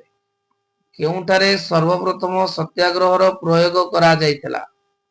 ସେ ଗାନ୍ଧୀଜୀ ସର୍ବପ୍ରଥମେ କେଇଠି କରିଥିଲେ? ନା ଚମ୍ପାରଣ ଠାରେ। କେଉଁ ଦିବସକୁ ପ୍ରଥମ ସ୍ୱାଧୀନତା ଦିବସ ଭାବେ ଘୋଷଣା କରାଯାଇଥିଲା? କେଉଁ ଦିବସକୁ ପ୍ରଥମ ସ୍ୱାଧୀନତା ଦିବସ ଭାବେ ଘୋଷଣା? ନା ପିଲାମାନେ ଦେଖ ମନେ ଥିବ 26 ଜାନୁଆରୀ 1930। ଗାନ୍ଧୀଜୀ କେବେ ଆଇନ ଅମାନ୍ୟ ଆନ୍ଦୋଳନ ଆରମ୍ଭ କରିଥିଲେ? ନା 1930 ମସିହାରେ। ପ୍ରଥମ ଗୋଲଟେବୁଲ ବୈଠକ କେବେ ହୋଇଥିଲା? ପିଲା 1930 କୋଉଠି? ନା ଲଣ୍ଡନ ଠାରେ। ଦ୍ୱିତୀୟ ଗୋଲଟେବୁଲ ବୈଠକ 1931 କୋଉଠି? ନା ସେଇ ଲଣ୍ଡନରେ। ତୃତୀୟ ଗୋଲଟେବୁଲ ବୈଠକ କେବେ ହେଇଥିଲା? ନା 1932 କୋଉଠି? ନା ଲଣ୍ଡନରେ। ପରୀକ୍ଷାର ଛଅ କ୍ୱେଶ୍ଚନ ଆସେ ଯେ କେଉଁ ଗୋଲଟେବୁଲ ବୈଠକରେ ଗାନ୍ଧୀଜୀ ଯୋଗ ଦେଇଥିଲେ? ନା ଦ୍ୱିତୀୟ ଗୋଲଟେବୁଲ ଅଧ୍ୟକ୍ଷତା କିଏ କରିଥିଲେ? ନା ରାମସେ ମ୍ୟାକଡୋନାଲ୍ଡ। କିଏ କହିଥିଲେ ଗାନ୍ଧୀଜୀଙ୍କୁ ଅର୍ଦ୍ଧନଗ୍ନ ଫକୀର? ନା ୱିନଷ୍ଟନ ଚର୍ଚ୍ଚିଲ। 106 କହିଛି କେଉଁ ଆଶ୍ରମରୁ ଆଇନ ଅମାନ୍ୟ ଆନ୍ଦୋଳନର ଶୁଭାରମ୍ଭ କରାଯାଇଥିଲା? କୋଉ ଆଶ୍ରମରୁ? ନା ସାବରମତୀ ଆଶ୍ରମରୁ।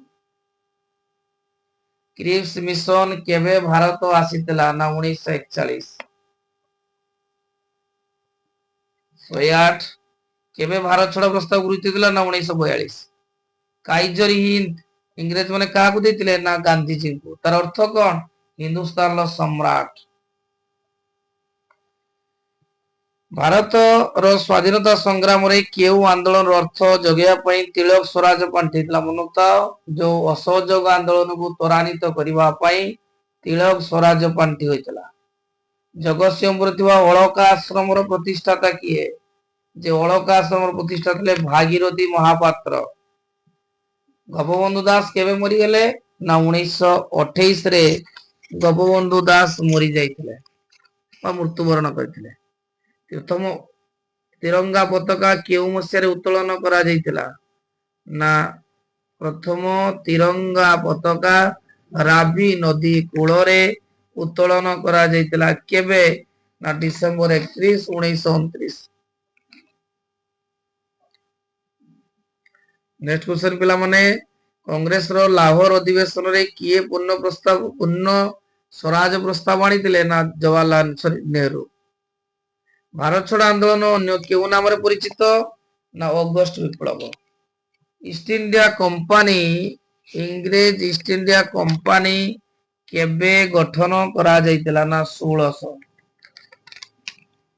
କେଉଁ ବ୍ରିଟିଶ ବୋଲାର୍ଡ ଚିରସ୍ଥାୟୀ ବନ୍ଦୋବସ୍ତ ପ୍ରବର୍ତ୍ତନ କରିଥିଲେ? ନା ଲର୍ଡ କର୍ଣ୍ଣୱାଲିସ ଚିରସ୍ଥାୟୀ ବନ୍ଦୋବସ୍ତ ପ୍ରଚଳନ କରିଥିଲେ। କାହା ଦ୍ୱାରା ଭାରତକୁ ଜଳପଥ ଆବିଷ୍କାର କରାଯାଇଥିଲା? ଏଇଟା ବହୁତ ଇମ୍ପୋର୍ଟାଣ୍ଟ କ୍ୱେଶ୍ଚନ। 1498 ରେ ଭାସ୍କୋଡା ଗାମା ଭାରତକୁ ଜଳପଥ ଆବିଷ୍କାର କରିଥିଲେ। କେଉଁ ସ୍ଥାନରୁ କେଉଁ ସ୍ଥାନକୁ ବ୍ରିଟିଶ ସରକାର ସର୍ବପ୍ରଥମେ ରେଳ ଦ୍ୱାରା ସଂଯୋଗ କରିଥିଲେ? ନା ବମ୍ବେରୁ ଥାନେ। 19ବିଂଶ ଶତାବ୍ଦୀର କେଉଁ ଦେଶରେ ସବୁଠାରୁ ଅଧିକ ଉପନିବେଶ ରହିଥିଲା? ନା ଇଂଲଣ୍ଡ। 19ବିଂଶ ଶତାବ୍ଦୀରେ ସବୁଠାରୁ ବଡ ଉପନିବେଶ ମଧ୍ୟରେ କେଉଁ ଦେଶ ଥିଲା? ନା ଭାରତ। କେଉଁ ଯୁଦ୍ଧ ପରେ ଭାରତରେ କମ୍ପାନୀ ଶାସନର ଆରମ୍ଭ ହୋଇଥିଲା? ନା ପଲାସି ଯୁଦ୍ଧରେ। କେଉଁ ଆଇନ ଅନୁଯାୟୀ ଖଜଣା ପାଇଁ ନିଶ୍ଚିତ ଦିନ ଧାର୍ଯ୍ୟ କରାଗଲା? ସୂର୍ଯ୍ୟାସ୍ତ ଆଇନ। ସନ୍ନ୍ୟାସୀ ବିଦ୍ରୋହର ବୟସ ସୀମା କେତେ? ଯଦି ସମୟ କେତେ ସନ୍ନ୍ୟାସୀ ବିଦ୍ରୋହ ଯାଇଥିଲା ତାର ସମୟ ସୀମା କେତେ? ନା ଉତ୍ତର ପିଲାମାନେ ହଉଛି 1763 ରୁ 1800। ସନ୍ନ୍ୟାସୀ ବିଦ୍ରୋହ କେଉଁଠାରେ ଦେଖିବାକୁ ମିଳିଥିଲା? ଜୟପାଇଗୁଡି, ରାଜମହଲ, ଖୋର୍ଦ୍ଧା ନା ଜୟପାଇଗୁଡି। ସିଧୁ କେଉଁ ବିଦ୍ରୋହ ନେତୃତ୍ୱ ନେଇଥିଲେ? ନା ସାନ୍ତାଳ ବିଦ୍ରୋହରେ ସିଧୁ ନେତୃତ୍ୱ ନେଇଥିଲେ। ବକ୍ସି ଜଗବନ୍ଧୁ କେଉଁ ବିଦ୍ରୋହ ସହିତ ଜଡିତ ଥିଲେ? ନା ଖୋର୍ଦ୍ଧା ବିଦ୍ରୋହ। ଜୟୀରାଜଗୁରୁ କେବେ ବିଦ୍ରୋହ କରିଥିଲେ? ଜୟୀରାଜଗୁରୁ 1804। ସତ୍ୟାଗ୍ରହର ପ୍ରଥମ ପ୍ରୟୋଗ କେଉଁଠି ହେଇଥିଲା? ନା ଚମ୍ପାରଣ ଠାରେ। ନେକ୍ସଟ କ୍ୱେଶ୍ଚନ ଆଇନ ଅମାନ୍ୟ ଆନ୍ଦୋଳନ କେଉଁ ଆଶ୍ରମ ରହିଥିଲା? ନା ସାବରମତୀ। ନା ଗାନ୍ଧୀଜୀ 78 ଜଣ ସହଯୋଗୀଙ୍କୁ ନେଇ ସାବରମତୀ ଆଶ୍ରମରୁ ଦାଣ୍ଡି ଅଭିମୁଖେ ଯାଇଥିଲେ ଏବଂ ଏପ୍ରିଲ 6 ତାରିଖ 1930 ରେ ଲବଣ ମୁଠାଇ ଧରି ଆଇନ ଅମାନ୍ୟ ଆନ୍ଦୋଳନ ଆରମ୍ଭ କରିଥିଲେ। ତାକୁ କୁହନ୍ତି ଐତିହାସିକ ଦାଣ୍ଡି ଯାତ୍ରା। ଦେଖ ପିଲାମାନେ ବର୍ତ୍ତମାନ କିଛି କହିନି ସେଟା ଭୁଲିଗଲି। ବିଶ୍ୱର ପ୍ରଥମ ମୁଦ୍ରଣ ଯନ୍ତ୍ର କିଏ ଆବିଷ୍କାର କରିଥିଲେ? ଦେଖ ପିଲାମାନେ ଆମେ ପିଲାଦିନରୁ ପଢିଛେ ଯେ ବିଶ୍ୱର ପ୍ରଥମ ମୁଦ୍ରଣ ଯନ୍ତ୍ର ଜନ୍ ଗୁଟେନବର୍ଗ ଆରମ୍ଭ କରିଥିଲେ ବା ଆବିଷ୍କାର କରିଥିଲେ। ଦ୍ୱିତୀୟ କ୍ୱେଶ୍ଚନ, ୟୁରୋପରେ କେଉଁ ଦେଶ ଦ୍ୱାରା ପ୍ରଥମେ ମୁଦ୍ରଣ ଯନ୍ତ୍ର ଭାରତକୁ ଅଣାଯାଇଥିଲା? ଯେ ୟୁରୋପର କେଉଁ ଦେଶ ଦ୍ୱାରା ପ୍ରଥମେ ମୁଦ୍ରଣ ଯନ୍ତ୍ର ଭାରତକୁ ଅଣାଯାଇଥିଲା? ବିଶେଷ କରି ଆମେ ବହୁତ ସବୁବେଳେ ଇଂଲଣ୍ଡ ଲେଖିଦିଏ, ଯାହାଦ୍ୱାରା କି ଭୁଲ ହୁଏ। ଉତ୍ତର ହେଉଛି ପର୍ତ୍ତୁଗାଲ। ଯେ ୟୁରୋପର ପର୍ତ୍ତୁଗାଲ ଦେଶ ଦ୍ୱାରା ପ୍ରଥମେ ମୁଦ୍ରଣ ଯନ୍ତ୍ର ଭାରତକୁ ଆସିଥିଲା। ଭାରତରେ ପ୍ରକାଶିତ ପ୍ରଥମ ପୁସ୍ତକର ନାମ କ'ଣ? ଯେ ଭାରତରେ ପ୍ରକାଶିତ ହୋଇଥିବା ପ୍ରଥମ ପୁସ୍ତକ ନାଁ ହେଉଛି Jesuit of Goa. Jesuit of Goa. Next question, ଭାରତର ପ୍ରଥମ ସମ୍ବାଦପତ୍ର ନାମ କ'ଣ? ଏଟା ପରୀକ୍ଷାର ସବୁବେଳେ ଆସେ। ଯେ ଭାରତର ପ୍ରକାଶିତ ପ୍ରଥମ ପୁସ୍ତକ ନାଁ ହେଉଛି ଦି ବେଙ୍ଗଲ ଗେଜେଟ୍। ନେକ୍ସଟ କ୍ୱେଶ୍ଚନ, ଦି ବମ୍ବେ ହେରାଲ୍ଡ କେବେ ପ୍ରକାଶିତ ହୋଇଥିଲା? ଦି ବମ୍ବେ ହେରାଲ୍ଡ 1799 ପ୍ରତିଷ୍ଠିତ ହୋଇଥିଲା ବା ପ୍ରକାଶିତ। ନେକ୍ସଟ କ୍ୱେଶ୍ଚନ, ଭାରତରେ ଅବସ୍ଥାପିତ କେଉଁ ଗଭର୍ଣ୍ଣର ଜେନେରାଲ ସମ୍ବାଦପତ୍ରର ପ୍ରାକ୍ ମୁଦ୍ରଣ ପରୀକ୍ଷଣ ଆଇନ ପ୍ରଣୟନ କରିଥିଲେ? ପରୀକ୍ଷାର ସବୁବେଳେ ପିଲାମାନେ ଆସେ ଯେ ସମ୍ବାଦପତ୍ରର ପ୍ରାକ୍ ମୁଦ୍ରଣ ପରୀକ୍ଷଣ ଆଇନ କିଏ ପ୍ରଣୟନ କରିଥିଲେ? ନା ହେଉଛି ଲର୍ଡ ୱେଲସଲି। ନେକ୍ସଟ କ୍ୱେଶ୍ଚନ, କେଉଁ ବଲ୍ଲାଟଙ୍କ ସମୟରେ ଅନୁମତି ପତ୍ର ନିୟାମକ ଆଇନ? କେଉଁ ବଲ୍ଲାଟଙ୍କ ସମୟରେ ଅନୁମତି ପତ୍ର ନିୟାମକ ଆଇନ 1823 ପ୍ରଣୀତ ହୋଇଥିଲା? ଉତ୍ତର ହେଉଛି ଜନ୍ ଆଡାମ୍ସ। ନେକ୍ସଟ କ୍ୱେଶ୍ଚନ, ବହୁତ ଇମ୍ପୋର୍ଟାଣ୍ଟ କ୍ୱେଶ୍ଚନ, ଯେ ଭାରତୀୟ ସମ୍ବାଦପତ୍ରର ମୁକ୍ତିଦାତା ରୂପେ କିଏ ଭୂଷିତ କରାଯାଏ? ଯେ ଭାରତ ସମ୍ବାଦପତ୍ରର ମୁକ୍ତିଦାତା ରୂପେ କାହାକୁ ଭୂଷିତ କରାଯାଇଥାଏ? ଉତ୍ତର ହେଉଛି ଚାର୍ଲସ ମେଟକାଫ।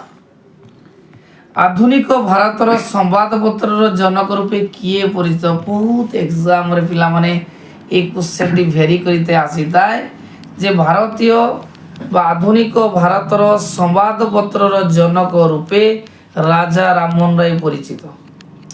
1878 ମସିହାରେ କେଉଁ ବଲ୍ଲାଟ ଦେଶୀୟ ସମ୍ବାଦପତ୍ର ଆଇନ ପ୍ରଣୟନ କରିଥିଲେ?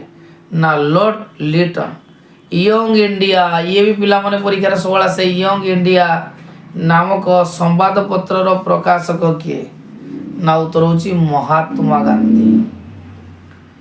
Next question, press trust of India କେବେ ପ୍ରତିଷ୍ଠା ଲାଭ କରିଥିଲା? ଉତ୍ତର ହେଉଛି 1948 ମସିହାରେ ଏହା ପ୍ରତିଷ୍ଠା ଲାଭ କରିଥିଲା। ନେକ୍ସଟ କ୍ୱେଶ୍ଚନ, ଯେ ଭାରତୀୟ ଐତିହାସିକ ମାନେ କାହାକୁ ଭାରତୀୟ ନବଜାଗରଣର ଜନକ ରୂପେ ଅଭିହିତ କରିଥାନ୍ତି? ଯେ ଭାରତୀୟ ଐତିହାସିକ ମାନେ କାହାକୁ ଭାରତୀୟ ନବଜାଗରଣର ଜନକ ରୂପେ ଅଭିହିତ କରିଥାନ୍ତି? ଉତ୍ତର ହେଉଛି ରାଜା ରାମମୋହନ ରାୟ। এটা ସବୁବେଳେ ପରୀକ୍ଷାରେ ଆସେ। ବ୍ରାହ୍ମ ସଭାର ପ୍ରତିଷ୍ଠାତା କିଏ? ଯୋଉ ବ୍ରାହ୍ମ ସଭାର ପ୍ରତିଷ୍ଠାତା କିଏ? ନା ରାଜା ରାମମୋହନ ରାୟ ଅଟନ୍ତି। ବ୍ରାହ୍ମ ସମାଜର ପ୍ରତିଷ୍ଠାତା କିଏ? ନା ରାଜା ରାମମୋହନ ରାୟ। ପରବର୍ତ୍ତୀ ଅବସ୍ଥାରେ କେଶବ ଚନ୍ଦ୍ର ସେନଙ୍କ ଦ୍ୱାରା ଏହା ପରିଚାଳିତ ହୋଇଥିଲା। ବ୍ରାହ୍ମ ସମାଜ କେବେ ପ୍ରତିଷ୍ଠା ହୋଇଥିଲା? ନା 1830। ଊନବିଂଶ ଶତାବ୍ଦୀରେ ଦେବେନ୍ଦ୍ରନାଥ ଟାଗୋର କେଉଁ ଆନ୍ଦୋଳନ ସହ ସମ୍ପୃକ୍ତ ଥିଲେ? जो 19 शताब्दी देवेंद्रनाथ टागोर क्यों आंदोलन सह संबंधित? ब्राह्मण आंदोलन। नेक्स्ट क्वेश्चन, ब्राह्मण आर्य समाज प्रतिष्ठाता किए? आर्य समाज प्रतिष्ठाता होती स्वामी दयानंद सरस्वती। आर्य समाज केवे प्रतिष्ठा होता? ना 1875। नेक्स्ट क्वेश्चन, वेद को फेरी चलो, एटा प्रथम वर्ष सिटी परीक्षा रे आसीतला। वेद को फेरी चलो, गो बैक टू वेद किए कहितले? ना स्वामी दयानंद सरस्वती। नेक्स्ट क्वेश्चन, राजा राममोहन राय को मृत्यु पर किए ब्राह्मण समाज रो नेतृत्व नैतिले? ना देवेंद्रनाथ टागोर। आर्य समाज रो मुख्य कार्यालय केउंडी स्थापन कराइतला? आर्य समाज जाकि स्वामी दयानंद सरस्वती द्वारा प्रतिष्ठित होता, तार मुख्य कार्यालय कौट अच्छी? ना लाहौर। मोहम्मदन लिटरेरी सोसाइटी केबे प्रतिष्ठा होता? ना 1863। ମହାମଡ଼ାର୍ନ ଆଙ୍ଗ୍ଲୋ ଓରିଏଣ୍ଟାଲ କଲେଜ ବା ମହାବିଦ୍ୟାଳୟର ପ୍ରତିଷ୍ଠାତା କିଏ? ଏଇଟା ପିଲାମାନେ ପରୀକ୍ଷାରେ ସିଟି ପରୀକ୍ଷାରେ ଆସିଥିଲା ଯେ ମହାମଡ଼ାର୍ନ ଆଙ୍ଗ୍ଲୋ ଓରିଏଣ୍ଟାଲ ମହାବିଦ୍ୟାଳୟର ପ୍ରତିଷ୍ଠାତା ହେଉଛନ୍ତି ସାର୍ ସୈୟଦ ଅହମ୍ମଦ ଖାଁ, ଯିଏକି ଆଲିଗଡ଼ ଆନ୍ଦୋଳନର ସ୍ରଷ୍ଟା ଥିଲେ।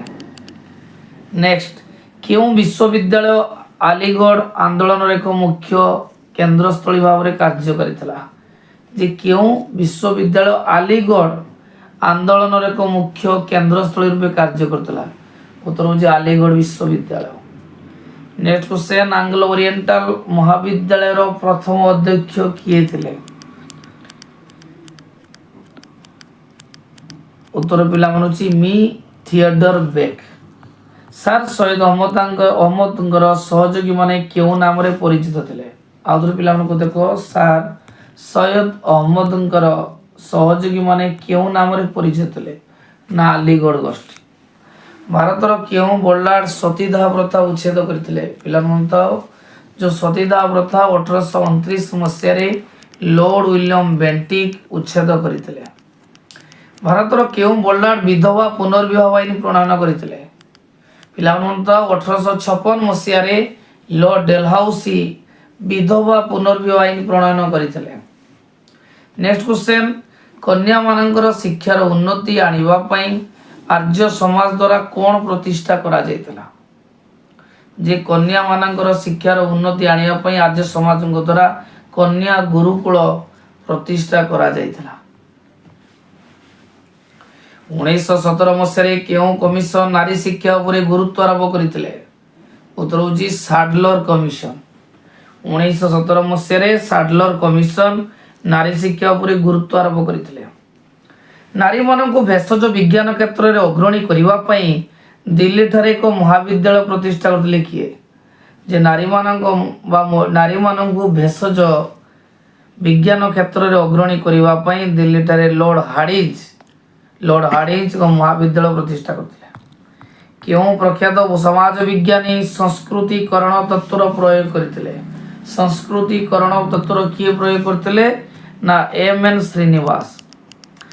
ସଂସ୍କୃତିକରଣର ନମୁନା ଦେବାକୁ ଏମ୍.ଏନ୍. ଶ୍ରୀନିବାସ କେଉଁ ଅଞ୍ଚଳର ସମାଜକୁ ଅଧ୍ୟୟନ କରିଥିଲେ? ନା ମହୀଶୂର। ନେକ୍ସଟ କ୍ୱେଶ୍ଚନ, ଭାରତରେ ଜାତିଭିତ୍ତିକ ସମାଜରେ ଘଟୁଥିବା ସାଂସ୍କୃତିକ ପ୍ରକ୍ରିୟା କେଉଁ ନାମରେ ପରିଚିତ? ନା ସଂସ୍କୃତିକରଣ। ନେକ୍ସଟ କ୍ୱେଶ୍ଚନ, ପଶ୍ଚିମବଙ୍ଗର କେଉଁ ନାମକ ଏକ ଶୂଦ୍ର ଜାତି ନିଜକୁ ସୂର୍ଯ୍ୟବଂଶୀ ଭାବରେ ପରିଚୟ ଦେଇ କ୍ଷତ୍ରିୟ ଶ୍ରେଣୀର ବୋଲି ଦାବି କରୁଛନ୍ତି? ନା ଟିଆ ଜାତି। କେଉଁ ସମାଜ ବିଜ୍ଞାନୀଙ୍କ ମତରେ ଉତ୍ତରପ୍ରଦେଶର ନୟା ନାମକ ଏକ ନୀଚ ଜାତି ରାଜପୁତ ଜାତିଙ୍କର ଜୀବନଶୈଳୀକୁ ଅନୁକରଣ କରି ନିଜକୁ କ୍ଷତ୍ରିୟ ବୋଲି ଦାବି କରିଛନ୍ତି? ନା କୋହନ ଜାତି। ଅଖିଳ ଭାରତୀୟ ହରିଜନ ସଂଘର ପ୍ରତିଷ୍ଠାତା କିଏ? ବହୁତ ଇମ୍ପୋର୍ଟାଣ୍ଟ କ୍ୱେଶ୍ଚନ ଯେ ଅଖିଳ ଭାରତୀୟ ହରିଜନ ସଂଘର ପ୍ରତିଷ୍ଠାତା ହେଉଛନ୍ତି ମହାତ୍ମା ଗାନ୍ଧୀ। ପ୍ରଥମ ବିଶ୍ୱଯୁଦ୍ଧ କେବେ ସଂଗଠିତ ହୋଇଥିଲା? ଅପସନ 1912, 1914, 1919। ପିଲାମାନେ ତ ଯେ ପ୍ରଥମ ବିଶ୍ୱଯୁଦ୍ଧ 1914 ମସିହା 28 ଜୁନରେ ଆରମ୍ଭ ହୋଇଥିଲା। ଯେ ସର୍ବିଆ ବିରୁଦ୍ଧରେ ଅଷ୍ଟ୍ରିଆ 28 ଜୁନ 1914ରେ ଯୁଦ୍ଧ ଘୋଷଣା କରିଥିଲା ଏବଂ ସେହିଦିନ ପ୍ରଥମ ବିଶ୍ୱଯୁଦ୍ଧ ଆରମ୍ଭ ହୋଇଥିଲା। ନେକ୍ସଟ କ୍ୱେଶ୍ଚନ, ଦ୍ୱିଶକ୍ତି ମେଣ୍ଟ କେବେ ହେଇଥିଲା? 1872, 1879, 1882। ଉତ୍ତର ହେଉଛି 1879। ପିଲାମାନେ ମନେ ରଖତା, ପ୍ରଥମେ ଯେଉଁ ଦ୍ୱିଶକ୍ତି ମାନେ ଦୁଇଟା ଶକ୍ତି ଯେଉଁ ମେଣ୍ଟ ହେଇଥିଲା 1879ରେ କାହା ମଧ୍ୟରେ ହେଇଥିଲା? ନା ଅଷ୍ଟ୍ରିଆ ଆଉ ଜର୍ମାନୀ। ଯେ ଅଷ୍ଟ୍ରିଆ ଓ ଜର୍ମାନୀ ମଧ୍ୟରେ ହେଇଥିଲା 1879 ମସିହାରେ ଦ୍ୱିଶକ୍ତି ମେଣ୍ଟ। ଅଷ୍ଟ୍ରିଆର ଯୁବରାଜ ଫର୍ଡିନାଣ୍ଡଙ୍କୁ କେଉଁଠାରେ ହତ୍ୟା କରାଯାଇଥିଲା? ଦେଖ ପିଲାମାନେ, ମୁଁ ଡିସ୍କସନ କରିଦେଉଛି ଯେ ପ୍ରଥମ ବିଶ୍ୱଯୁଦ୍ଧର ଆଶୁ କାରଣ ଥିଲା ଅଷ୍ଟ୍ରିଆର ଯୁବରାଜ ଫ୍ରାନ୍ସିସ୍ ଫର୍ଡିନାଣ୍ଡ ଏବଂ ତାଙ୍କ ସ୍ତ୍ରୀ ସୋଫିଆଙ୍କ ହତ୍ୟା। 28 ଜୁନ 1914ରେ ଅଷ୍ଟ୍ରିଆର ଯୁବରାଜ ଫର୍ଡିନାଣ୍ଡ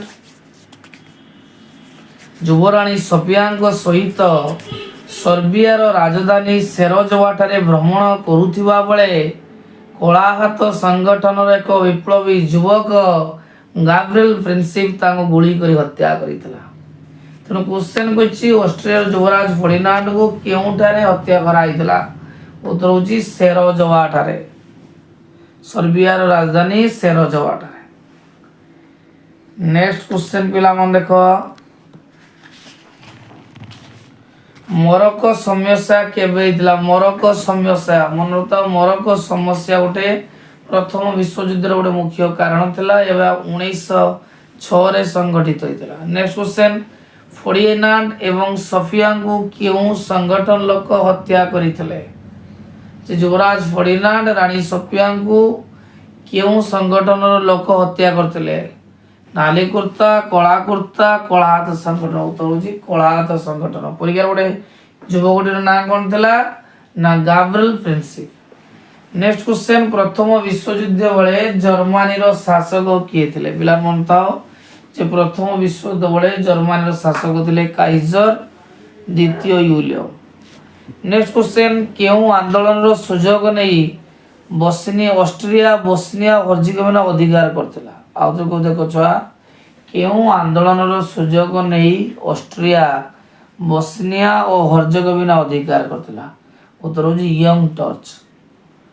ନେକ୍ସଟ, ଆଗାଦିର ବନ୍ଦରକୁ ଜର୍ମାନୀ ପଠାଇଥିବା ଗନବୋଟର ନାମ କଣ?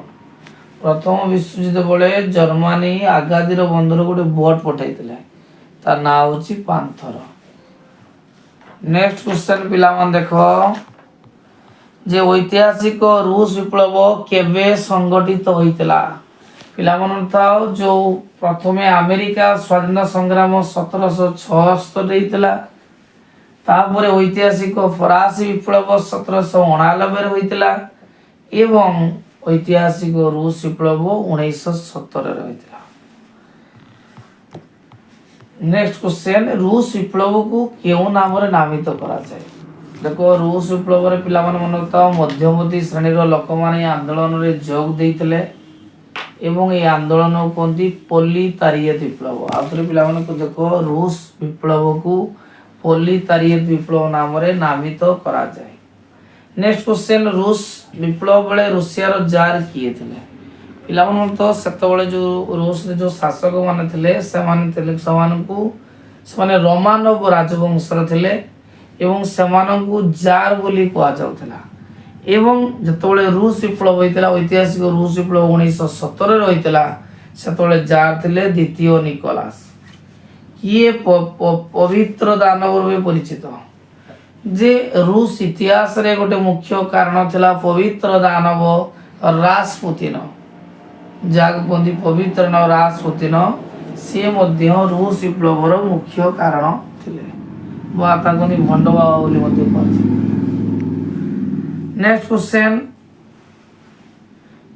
କେବେ ରକ୍ତାକ୍ତ ରବିବାର ସଂଗଠିତ ହୋଇଥିଲା? କେବେ ରକ୍ତାକ୍ତ ରବିବାର ସଂଗଠିତ ହୋଇଥିଲା? ଦେଖ ପିଲାମାନେ ବୋଲିକି ବୁଝି ଦଉ। ଦେଖ ଛୁଆ, ଯୋଉ ଜାର୍ ଦ୍ୱିତୀୟ ନିକୋଲାସଙ୍କ ଶାସନରେ ଅତିଷ୍ଠ ହୋଇ ପଡ଼ିଥିବା ରୁଷର ଶ୍ରମିକ ମାନେ 22 ଜାନୁଆରୀ 1905ରେ, ଆଉ ଥରେ ପିଲାମାନଙ୍କୁ ଦେଖ, ଯେତେବେଳେ ରୁଷର ଜାର୍ ଶାସନରେ ଅତିଷ୍ଠ ହୋଇ ରୁଷର ଶ୍ରମିକ ମାନେ 22 ଜାନୁଆରୀ 1905ରେ ଫାଦର ଗେଫେନଙ୍କ ନେତୃତ୍ୱରେ ଜାରଙ୍କ ପ୍ରାସାଦ ଆଡ଼କୁ ଅଗ୍ରସର ହୋଇଥିଲେ ଏବଂ ଏହି ସମୟରେ ଜାର୍ ନିରୀହ ଜନତାଙ୍କ ଉପରକୁ ଗୁଳିବର୍ଷଣ କରିବା ପାଇଁ ଆଦେଶ ଦେଇଥିଲେ। ଫଳରେ ବହୁତ ସୈନ୍ୟମାନଙ୍କ ଦ୍ୱାରା ଗୁଳି ଚଳାଚଳ ଫଳରେ ବହୁତ ଲୋକ ମରିଯାଇଥିଲେ। ଏଇଟାକୁ ରୁଷିଆ ଇତିହାସ ରକ୍ତାକ୍ତ ରବିବାର କୁହାଯାଏ। ତାହେଲେ ମନେ ପିଲାମାନେ କେବେ? ନା 1905 ଜାନୁଆରୀ 22। ଦ୍ୱିତୀୟ ନିକୋଲାସଙ୍କର ପତ୍ନୀ କିଏ ଥିଲେ? ଦ୍ୱିତୀୟ ନିକୋଲାସ ଯିଏକି ରୁଷ ବିପ୍ଳବ ସମୟରେ ଜାର୍ ଥିଲେ, ତାଙ୍କ ଧର୍ମପତ୍ନୀ ଥିଲେ ଜାରିନା ଆଲେକଜାଣ୍ଡ୍ରା। ନେକ୍ସଟ କ୍ୱେଶ୍ଚନ, ଯେ ରୁଷ ବିପ୍ଳବର ସ୍ଲୋଗାନ କଣ ଥିଲା? ଏଇଟା ପିଲାମାନେ ଦେଖ ବହୁତ ଥର ପରୀକ୍ଷାରେ ଆସିଛି। ମୁଁ ଜାଣିବା ବୋଧେ 7-8 ଥର ମୁଁ ଦେଖିବା ପରୀକ୍ଷାରେ ଆସିଛି। ଯେ ରୁଷ ବିପ୍ଳବର ସ୍ଲୋଗାନ କଣ ଥିଲା? ନା ଶାନ୍ତି ରୋଟି ଭୂମି। ଯେ ରୁଷ ବିପ୍ଳବର ସ୍ଲୋଗାନ ଥିଲା ଶାନ୍ତି ରୋଟି ଭୂମି। ଦାସ କ୍ୟାପିଟାଲ ପୁସ୍ତକ ରଚୟିତା କିଏ? ଦାସ କ୍ୟାପିଟାଲ ପୁସ୍ତକ ରଚିଛନ୍ତି କାର୍ଲ ମାର୍କସ, ଯିଏକି ବୈଜ୍ଞାନିକ ସମାଜବାଦର ଜନକ। कम्युनिस्ट मैनिफेस्ट पुस्तक रचयिता किए पिला मन था जो कम्युनिस्ट मैनिफेस्ट अछि तार रचयिता होचंती कार्ल मार्क्स एवं तांकर बंधु फ्रेडरिक एंजल्स जो 1848 मसीह कम्युनिस्ट मैनिफेस्ट बा साम्यवाद इस्ताहार प्रकाश होता किए करते ना कार्ल मार्क्स और फ्रेडरिक एंजल्स। नेक्स्ट क्वेश्चन किए कहिथिले जे पृथ्वीर समस्त श्रमिक मान एकत्रित हुओ लोह व्यतीत तुमको किछि हराइबाकू पड़िबो नाही। एटा कार्ल मार्क्स कहिथिले पिला मन थो जे कार्ल मार्क्स कहिथिले पृथ्वीर समस्त श्रमिक मान एकत्रित हुओ आ लोह व्यतीत तुमको किछि हराइबाकू पड़िबो नाही। किए बोल्शेविक दल गठन करथिले रूस विप्लव समय रूस रे दीटा दल थिला गोटेला बोल्शेविक दल गोटेला मेन्शेविक दल एवं बोल्शेविक दल किए करथिले ना लेनिन। सोवियत रूसिया केबे जन्म होइतिला ना 1917 रे सोवियत रूसिया जन्म होइतिला। नेक्स्ट क्वेश्चन रूस विप्लव बेले रूसिया छाड़ी चली जाइतिवा जार को नाम को जेतले रूस विप्लव होइतिला रूसिया छाड़ी किए होइतिले ना जार द्वितीय निकोलास।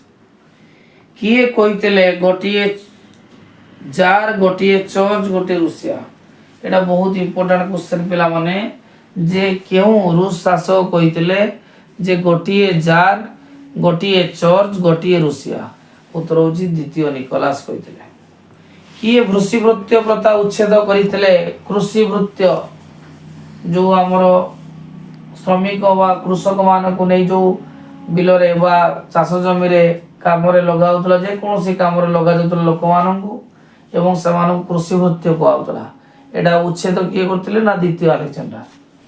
1917 रे जो रूस विप्लव होइतला तार अन्य नाम कोन एटा परीक्षा रे पिला माने बहुत राशि जे 1917 मसीह रे होइतिबा रूस विप्लव रो अन्य नाम होची अक्टोबर विप्लव। 1905 मसीह रे जो रूस और जापान मध्य रे संधि होइतला तार नाम होची पोर्ट्समाउथ। पिला माने जे रूस एवं जर्मनी मध्य रे गोटे चुक्ति होइतला ताको ना दियाइतला कोन पोर्ट्समाउथ। नेक्स्ट क्वेश्चन पिला मन देखो द्वितीय विश्व युद्ध केबे संगठित होइतला द्वितीय विश्व युद्ध केबे संगठित होइतला पिला मन देखो मन रखताओ जेतले हिटलर पोलैंड आक्रमण कले ए पोलैंड आक्रमण होची द्वितीय विश्व युद्ध रा आसु कारण केबे होइतला ना 1939 मसीहा सेप्टेम्बर 1 तारिख दिन हिटलर पोलैंड आक्रमण करबा जोगु द्वितीय विश्व युद्ध आरंभ होइतला। केबे पेरिस ठारे वर्साई संधि स्वाक्षरित होइतला प्रथम विश्व युद्ध रे जर्मनी परास्त होवा परे विजेता राष्ट्र माने फ्रांस रो वर्साई राजप्रासाद रे बसितले एवं यह युद्ध रो क्षति बाबद को जर्मनी उपरे वर्साई संधि लदी दिया दिला केबे ना 1919। किए कहितले जने स्त्री पई मातृत्व परि पुरुष पई युद्ध परिवार्य एटा परीक्षा सब वाला से किए कहितले जे जने स्त्री पई मातृत्व परि पुरुष पई युद्ध परिवार्य उत्तर पिला मन होची मुसोलिनी कहितले। जो इटाली रो जो फासिस्ट दल रो मुख्य नेता बा फासिस्ट दल रो प्रतिष्ठाता बेनितो मुसोलिनी कहितले। फासीवाद रो प्रवक्ता किए ना मुसोलिनी नाजीवाद रो प्रवक्ता किए ना एडल्फ हिटलर। फासीवाद रो चिन्ह थिला पिला नथिबो कुराडी सहित विडाय काठी किंतु नाजीवाद रो बा नाजी दल रो चिन्ह थिला कोन स्वस्तिक चिन्ह एरा पिला मन तो जो नाजी दल रो चिन्ह होजी स्वस्तिक चिन्ह। द्वितीय विश्व युद्ध बेले इटाली रो शासक किए थिले मुसोलिनी एटा बहुत इंपोर्टेंट क्वेश्चन जे द्वितीय विश्व युद्ध बेले जो इटाली रो शासक थिले मुसोलिनी एवं जर्मनी रो शासक थिले हिटलर। द्वितीय विश्व युद्ध जर्मनी रो शासक थिले एडल्फ हिटलर जे कि नाजी दल गठन करितले एवं तांकर चिन्ह थिला स्वस्तिक चिन्ह। द्वितीय विश्व युद्ध जापान रो शासक किए थिले बहुत इंपोर्टेंट क्वेश्चन जापान रो शासक थिले हिरोहितो मनकता। द्वितीय विश्व युद्ध बेले जापान रो शासक थिले हिरोहितो। मोर संघर्ष में क्या जेतबळे हिटलर ପ୍ରଥମ ବିଶ୍ୱଯୁଦ୍ଧ ପରେ ବନ୍ଦୀ ହୋଇଥିଲେ ଏବଂ ବନ୍ଦୀ ଥିବା ସମୟରେ ସେ ଗୋଟେ ଯୁଗାନ୍ତକାରୀ ପୁସ୍ତକ ରଚନା କରିଥିଲେ, ତାକୁ କୁହନ୍ତି ମେ କ୍ୟାପ୍ ବା ମୋର ସଂଘର୍ଷ। ଜାପାନ କେବେ ମାଞ୍ଚୁରିଆ ଆକ୍ରମଣ କରିଥିଲା? ଯେ ଜାପାନ 1931 ମସିହାରେ ମାଞ୍ଚୁରିଆ ଆକ୍ରମଣ କରିଥିଲା। ପିଲାମାନେ ତ ଯୋଉ ଜାପାନ 1931 ମସିହା ମାଞ୍ଚୁରିଆ ଆକ୍ରମଣ କରିଥିଲା। ରୋମ ବର୍ଲିନ ଚୁକ୍ତି, ଇଟାଲୀର ରାଜଧାନୀ ରୋମ, ଜର୍ମାନୀର ରାଜଧାନୀ ବର୍ଲିନ, ଜାପାନ ରାଜଧାନୀ ଟୋକିଓ। କ୍ୱେଶ୍ଚନ କହିଲା ରୋମ ବର୍ଲିନ ଚୁକ୍ତି କେବେ ହେଇଥିଲା ନା 1936 ରେ। ଆଣ୍ଟି କମିଟାଣ୍ଟ ଚୁକ୍ତି, ଆଣ୍ଟି କମିଟାଣ୍ଟ ଚୁକ୍ତି କେବେ ହେଇଥିଲା ନା 1937 ରେ। ପରୀକ୍ଷାରେ ସବୁବେଳେ ପିଲାମାନେ ଆସେ ଯେ ଆଣ୍ଟି କମିଟାଣ୍ଟ ଚୁକ୍ତି କେବେ ହେଇଥିଲା ନା 1937 ମସିହାରେ ହୋଇଥିଲା।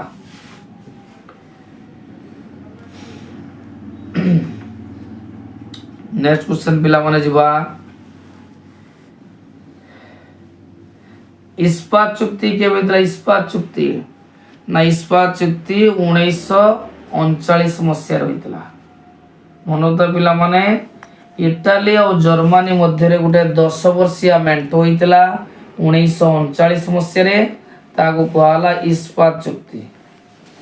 हिटलर केवे पोलैंड आक्रमण करथिले ना 1939 सेप्टेम्बर 1 तारिख दिन हिटलर पोलैंड आक्रमण करथिले। केबे अमेरिका जापान उपरे परमाणु अस्त्र प्रयोग कला? पिलामन तो अमेरिका जापान उपरे दुईटी परमाणु बोमा पकैतला। उठला 1945 अगस्त 6, 1945 अगस्त 9। प्रथमे हिरोशिमा पर पकैतला, तापरे नागासाकी पर पकैतला। हिरोशिमा पर जो परमाणु बोमाटी पकैतले तार नाम होची लिटिल बॉय। नागासाकी पर जेटा बोलता कुंदी फैट मैन। द्वितीय विश्वयुद्ध बेले इंग्लैंड रो प्रधानमंत्री किए थिले?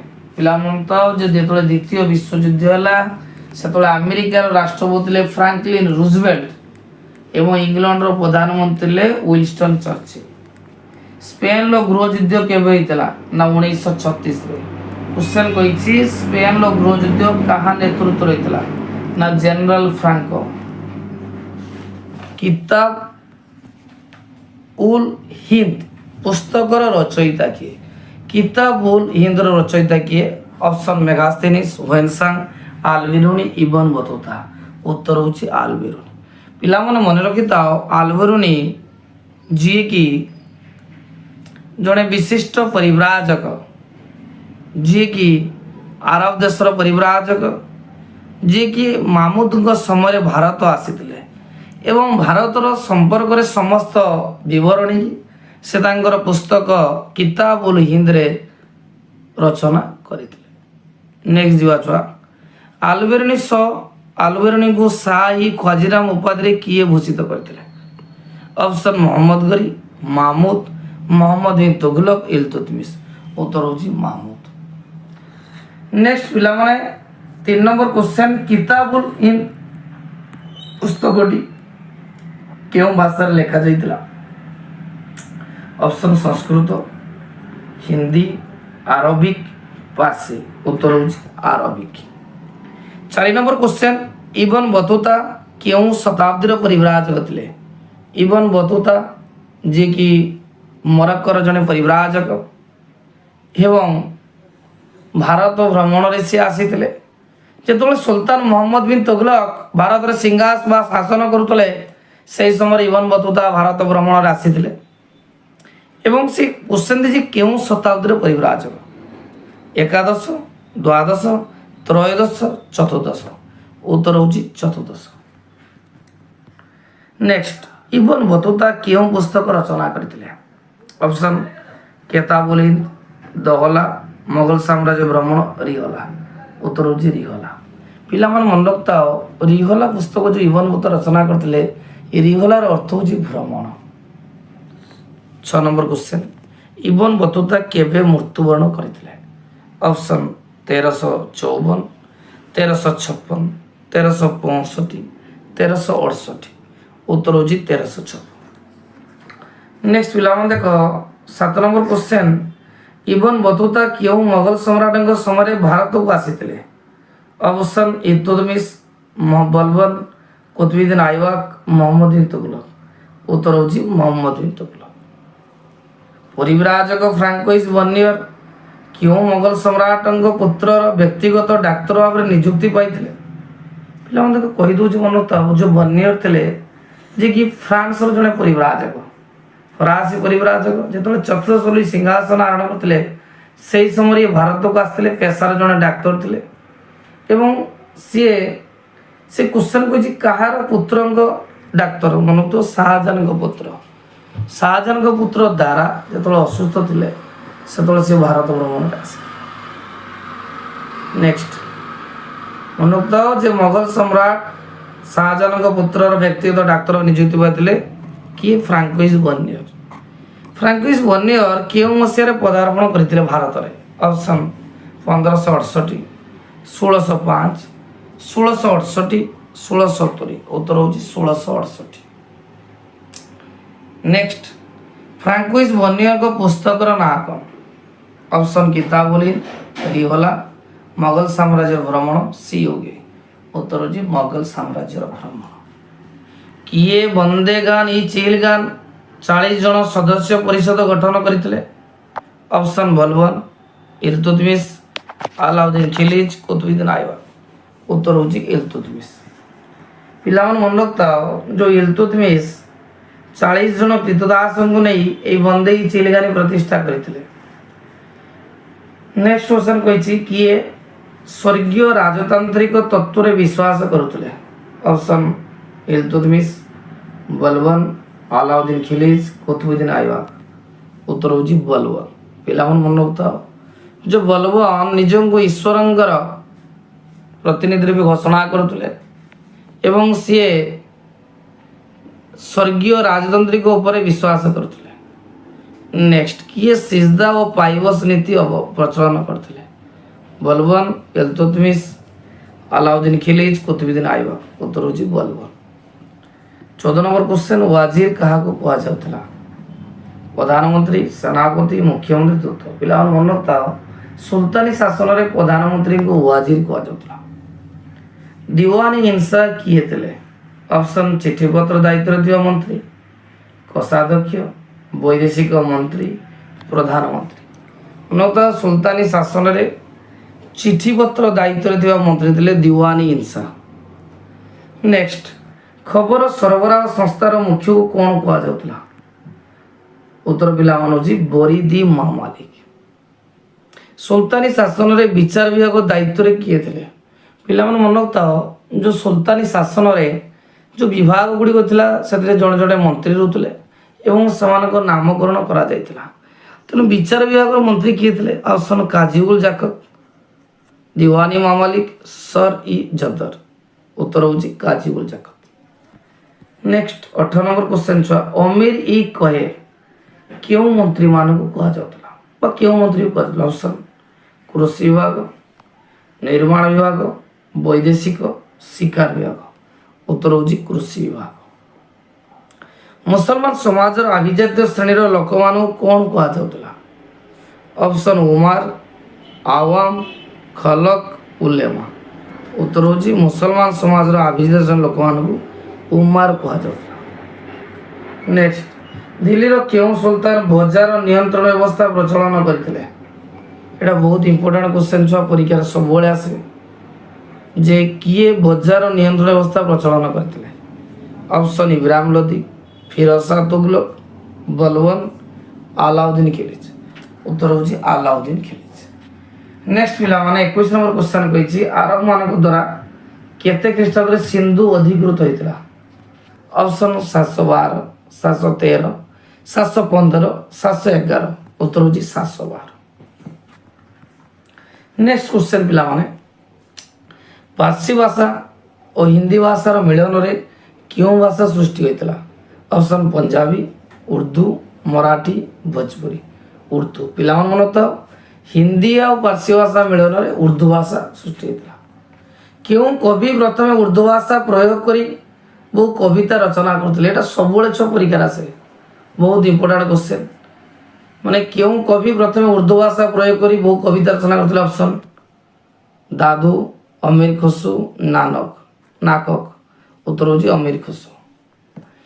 ଉଠବି କେଉଁ ପୁସ୍ତକ ରଚନା କରିଥିଲେ? ଉଠବି ଅପସନ୍ କିତାବୁଲ यामीन, तुगलकनामा, तारीख फिरोज शाही।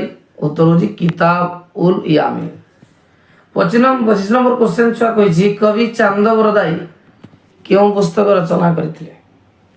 ऑप्शन रामायण, देवी चंद्रगुप्त, मुद्रा राक्षस, पृथ्वीराज रास। उत्तर होची पृथ्वीराज रास। नेक्स्ट, चिश्ती संप्रदाय सर्वप्रथम भारत रे किए आरंभ करले? चिश्ती संप्रदाय। ऑप्शन ख्वाजा मोइनुद्दीन चिश्ती, निजामुद्दीन आउलिया, फरीउद्दीन गंज इसाकर, सलीम चिश्ती। उत्तर होची Khwaja Moinuddin Chishti. Next question 27 number छुआ कहिछि कादिर संप्रदाय रो प्रतिष्ठाता किए थिले? ऑप्शन सलीम चिश्ती, अब्दुल कादिर जिलानी, ख्वाजा बहाउद्दीन नक्शबंद, शाह वालीउल्लाह। उत्तर होची अब्दुल कादिर जिलानी। 28 नंबर क्वेश्चन छुआ कहिछि नक्शबंद संप्रदाय रो प्रतिष्ठाता किए थिले? नक्शबंद रो ऑप्शन सलीम चिश्ती, अब्दुल कादिर जिलानी, बा ख्वाजा बहाउद्दीन नक्शबंद। उत्तर होची ख्वाजा बहाउद्दीन नक्शबंद। नेक्स्ट पिला माने आमे जिबा कबीर केबे जन्म ग्रहण करथिले? कबीर पिला मन मनत भक्ति आंदोलन रो जने मुख्य पुरोधा थिले जे कि बनारस ठारे जन्म ग्रहण करथिले एवं तांग समय भक्ति आंदोलन रो प्रसार घटितला। उभय हिंदू एवं मुसलमान माने अत्यंत आनंदर सहकारे तांकर वाणी गुडी को शुणुतले एवं तांकर शिष्यत्व ग्रहण करथिले। कबीर केबे जन्म होतले? ऑप्शन 1440, 1441, 1442, 1445। उत्तर होची 1440। नेक्स्ट, कबीर को प्रचारित धर्मवाणी केउं पुस्तक रे लिपिबद्ध होइतला? ऑप्शन ग्रंथ साहिब, बीजक, रामायण, रामचरितमानस। उत्तर होची बीजक। मनता कबीर शिष्य मान कबीरपंथी कह जाउतला। नानक केबे जन्म ग्रहण करथिले? मनता नानक जी की सिख धर्म प्रतिष्ठाता थिले। सी लाहौर तलवानी ठारे जन्म ग्रहण करथिले। केबे? पुस्तक जी केबे ना 1469। नानक वाणी स्थान पाइथिबा ग्रंथर ना कोन? अर्थशास्त्र, वेद, ग्रंथ साहिब, बीजक। पिला मन मनत नानक वाणी गुडी को ग्रंथ साहिब रे लिपिबद्ध होइतला। श्री चैतन्य केबे जन्म ग्रहण करथिले? ऑप्शन 1486, 1487, 1488। उत्तर 1486। पिला मन मनत जे श्री चैतन्य जे कि भक्ति आंदोलन रो मुख्य पुरोधा थिले जे कि 1486 रे पश्चिम बंगर नवद्वीप नदिया ठारे जन्म ग्रहण करथिले। तांको बापा थिले जगन्नाथ मिश्र, मां थिले सची देवी एवं समग्र पूर्व भारत रे वैष्णव धर्म रो प्रसार करथिले किए ना श्री चैतन्य। नेक्स्ट, महोदय आंदोलन किए आरंभ करथिले? ऑप्शन सैयद अहमद, अबुल फाजल, अब्दुल रहमान, अब्दुल कादिर। उत्तर जी सैयद अहमद। अब्दुल रहमान केउं आंदोलन सूत्रधर थिले? ऑप्शन सुविवाद, महोदय आंदोलन, हसीद आंदोलन। उत्तर होची हसीद आंदोलन। अकबर केबे फतेहपुर सिक्री इबादत खाना करथिले? ऑप्शन 1570, 1577, 1575, 1576।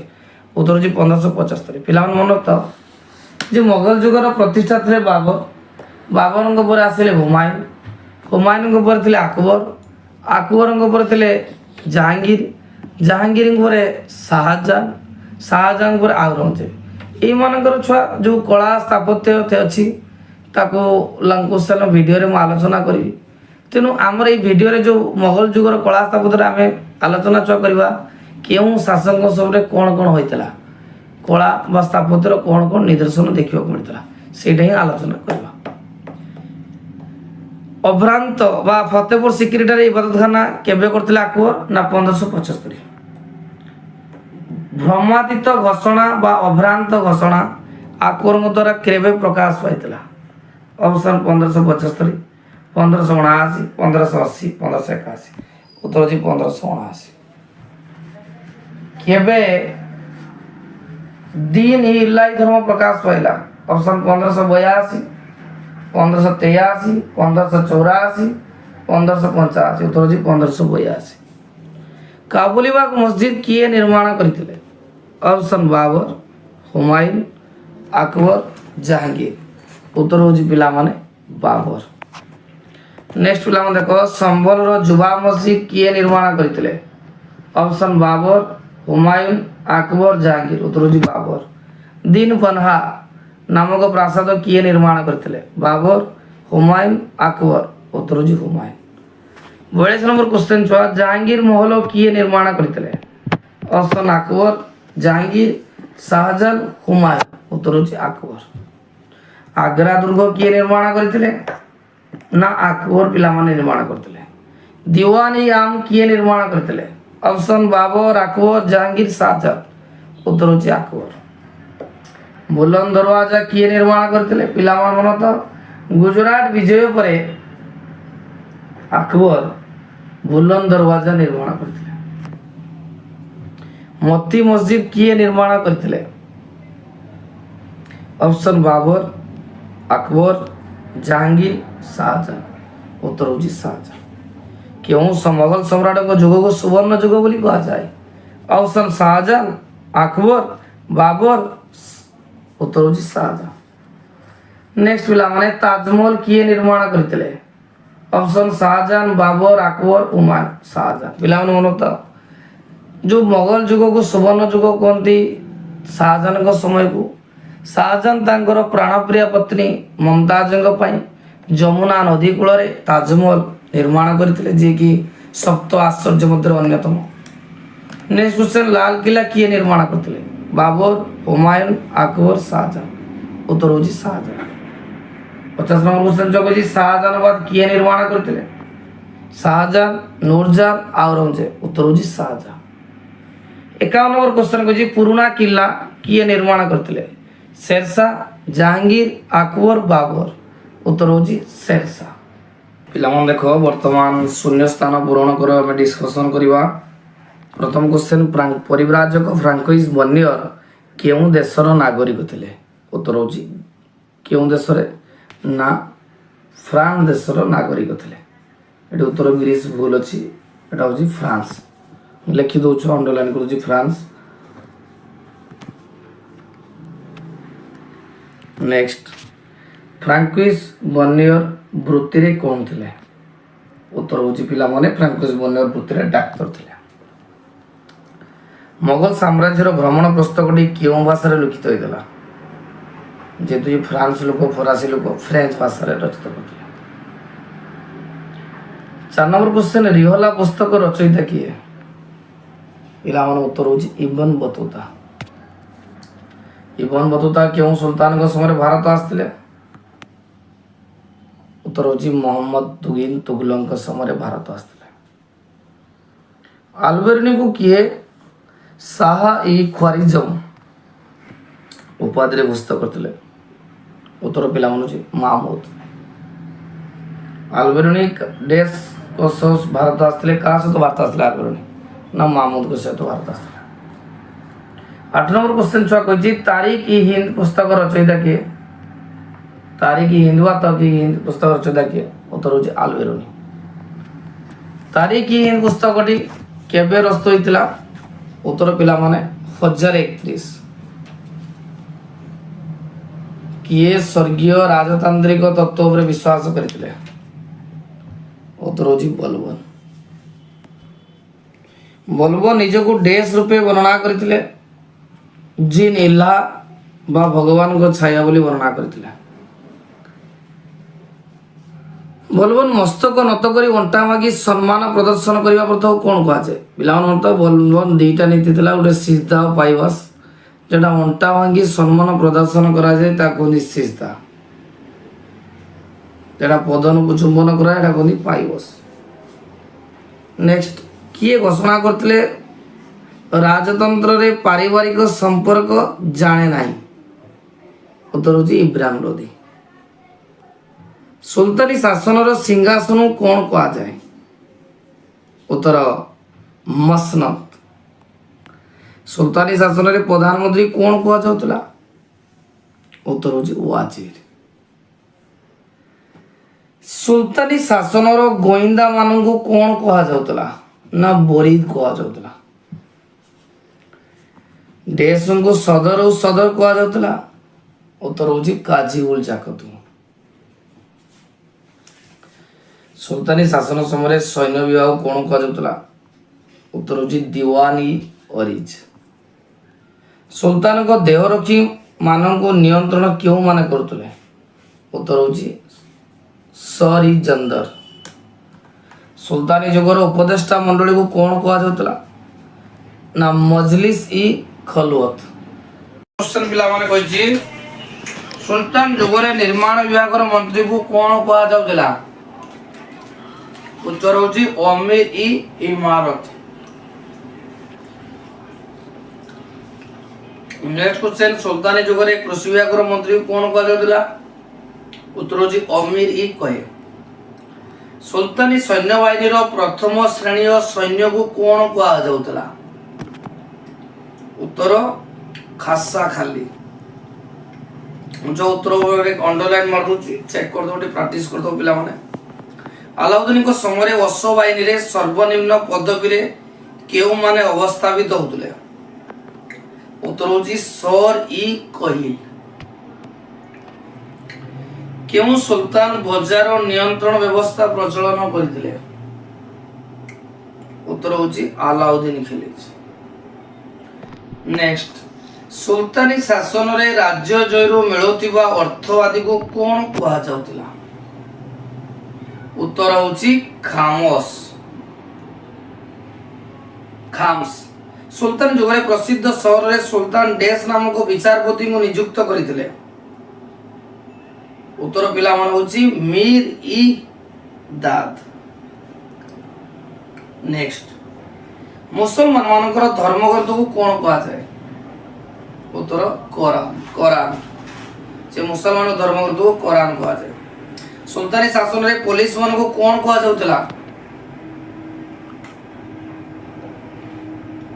ଉତ୍ତର ହେଉଛି କୋଟୁଆଳ। ଦରିଦ୍ର ମୁସଲମାନ ମାନଙ୍କୁ ଡେସ୍ ନାମକ ନିଷ୍କର ଜମି ଯୋଗାଇ ଦିଆଯାଉଥିଲା? ଉତ୍ତର ହେଉଛି ମଦଦ ଇ ମାସ। ସୁଲତାନୀ ଯୁଗରେ ପ୍ରଦେଶ ମାନଙ୍କୁ କଣ କୁହାଯାଉଥିଲା? ଏଟା ବହୁତ ଇମ୍ପୋର୍ଟାଣ୍ଟ ଛୁଆ। ସୁଲତାନୀ ଯୁଗରେ ପ୍ରଦେଶ ମାନଙ୍କୁ ଇକ୍ତା କୁହାଯାଉଥିଲା। ନେକ୍ସଟ ପିଲାମାନେ, ପ୍ରଦେଶର ଆୟ ବ୍ୟୟ ଡେସ୍ଙ୍କ ଦ୍ୱାରା ଯାଞ୍ଚ କରାଯାଉଥିଲା? ଉତ୍ତର ହେଉଛି ଦିୱାନ ଇ ୱାଜିରତ। ନେକ୍ସଟ, ମୋହମ୍ମଦ ବିନ୍ ତୁଗଲକଙ୍କ ସମୟରେ କେଉଁ ପରିବ୍ରାଜକ ଭାରତ ଭ୍ରମଣରେ ଆସିଥିଲେ? ଉତ୍ତର ହେଉଛି Mohammad bin Tughlaq. Ibn Battuta ଆସିଥିଲେ।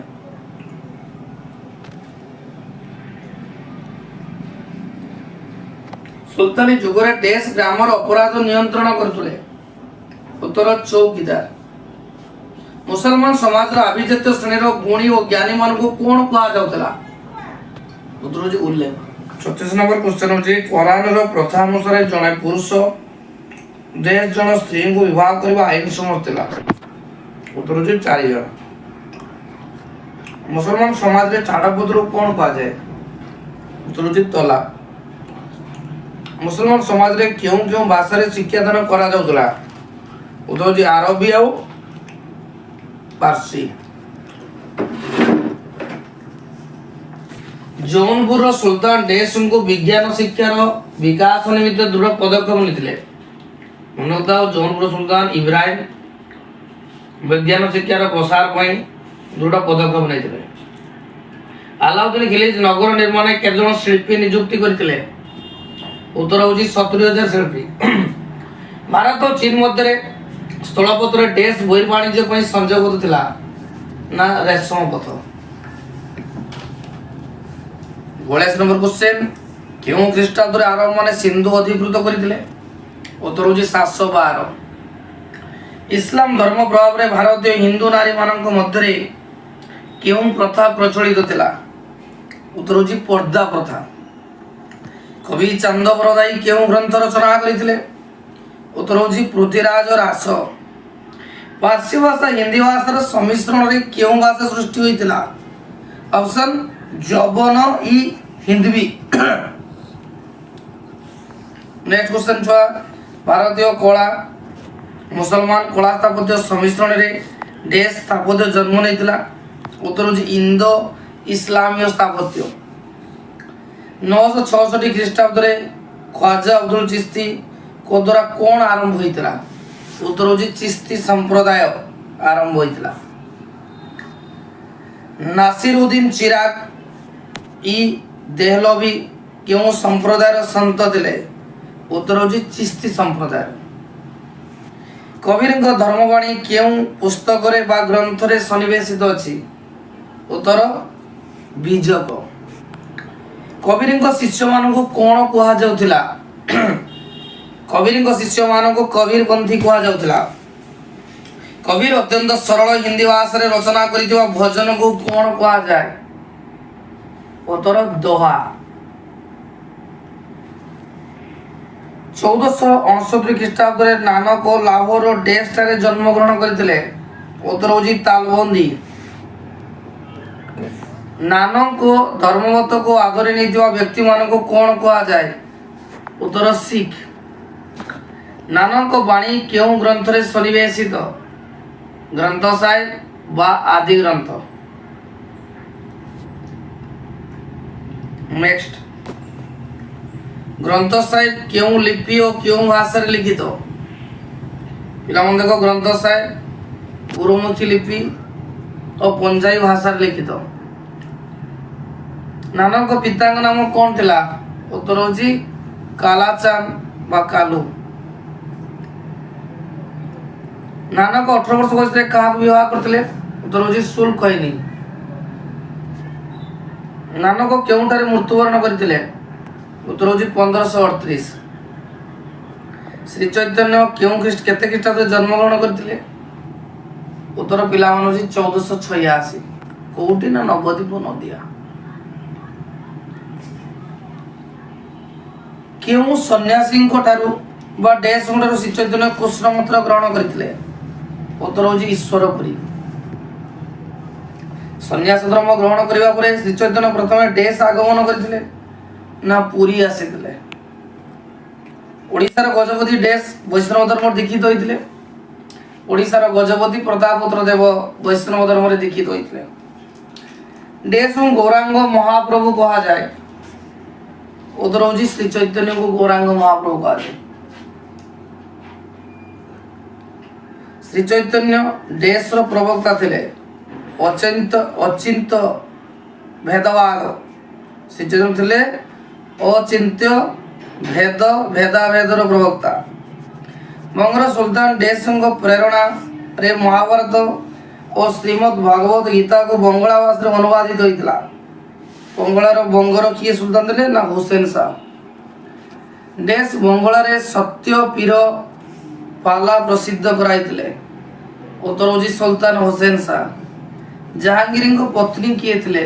ନା ନୁରଜାହାନ। ପିଲାମାନେ ଦେଖ, ବର୍ତ୍ତମାନ 68 ନମ୍ବର ଯିବା। ମୁସଲମାନ ମାନେ ଡେସ୍ ଓ ଡେସ୍କୁ ସକାଳର ଜଳଖିଆ ରୂପେ ମୁଖ୍ୟତଃ ଗ୍ରହଣ କରୁଥିଲେ?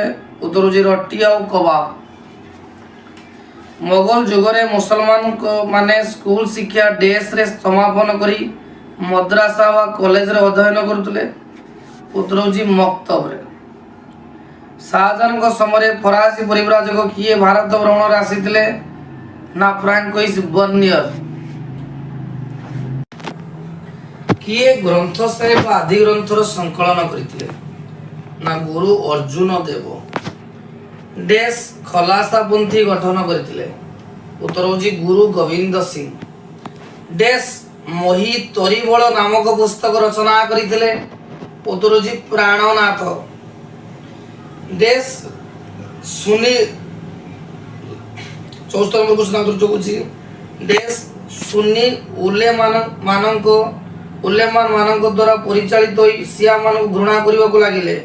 আকবর। আবুল ফাজল আব্দুর রহমান ডেস আন্দোলনର ସୂତ୍ରଧାର ଥିଲେ? ଉତ୍ତର ହେଉଛି ହସିଦ ଆନ୍ଦୋଳନ। ଡେସ୍ ଦିନ ଦିନ ଇଲାହି ଧର୍ମ ସୃଷ୍ଟି ହୋଇଥିଲା ସଭା କିଏ ଦିନ୍ ଇଲାହି ଧର୍ମ ସୃଷ୍ଟି କରିଥିଲେ? ଉତ୍ତର ହେଉଛି ଆକବର। ଆକବର କେତେ ଖ୍ରୀଷ୍ଟାବ୍ଦରେ ଫତେପୁର ସିକ୍ରିଠାରେ ଇବାଦତ ଖାନା ନିର୍ମାଣ କରିଥିଲେ? ଉତ୍ତର ପିଲାମାନେ ହେଉଛି 1575। ଉଲେମା ମାନେ ଆକବରଙ୍କୁ ଡେସ୍ ଉପାଧି ପ୍ରଦାନ କରିଥିଲେ? ଇମାମ ଇ ଆଦିଲ। ହିନ୍ଦୁମାନଙ୍କ ମଧ୍ୟରେ ଡେସ୍ କେବଳ ଏହି ଧର୍ମ ଗ୍ରହଣ କରିଥିଲେ ନା ରାଜା ବୀରବଲ? 80 ନମ୍ବର କ୍ୱେଶ୍ଚନ, ବାବର ପାନିପଟଠାରେ କେଉଁ ମସଜିଦ ନିର୍ମାଣ କରିଥିଲେ?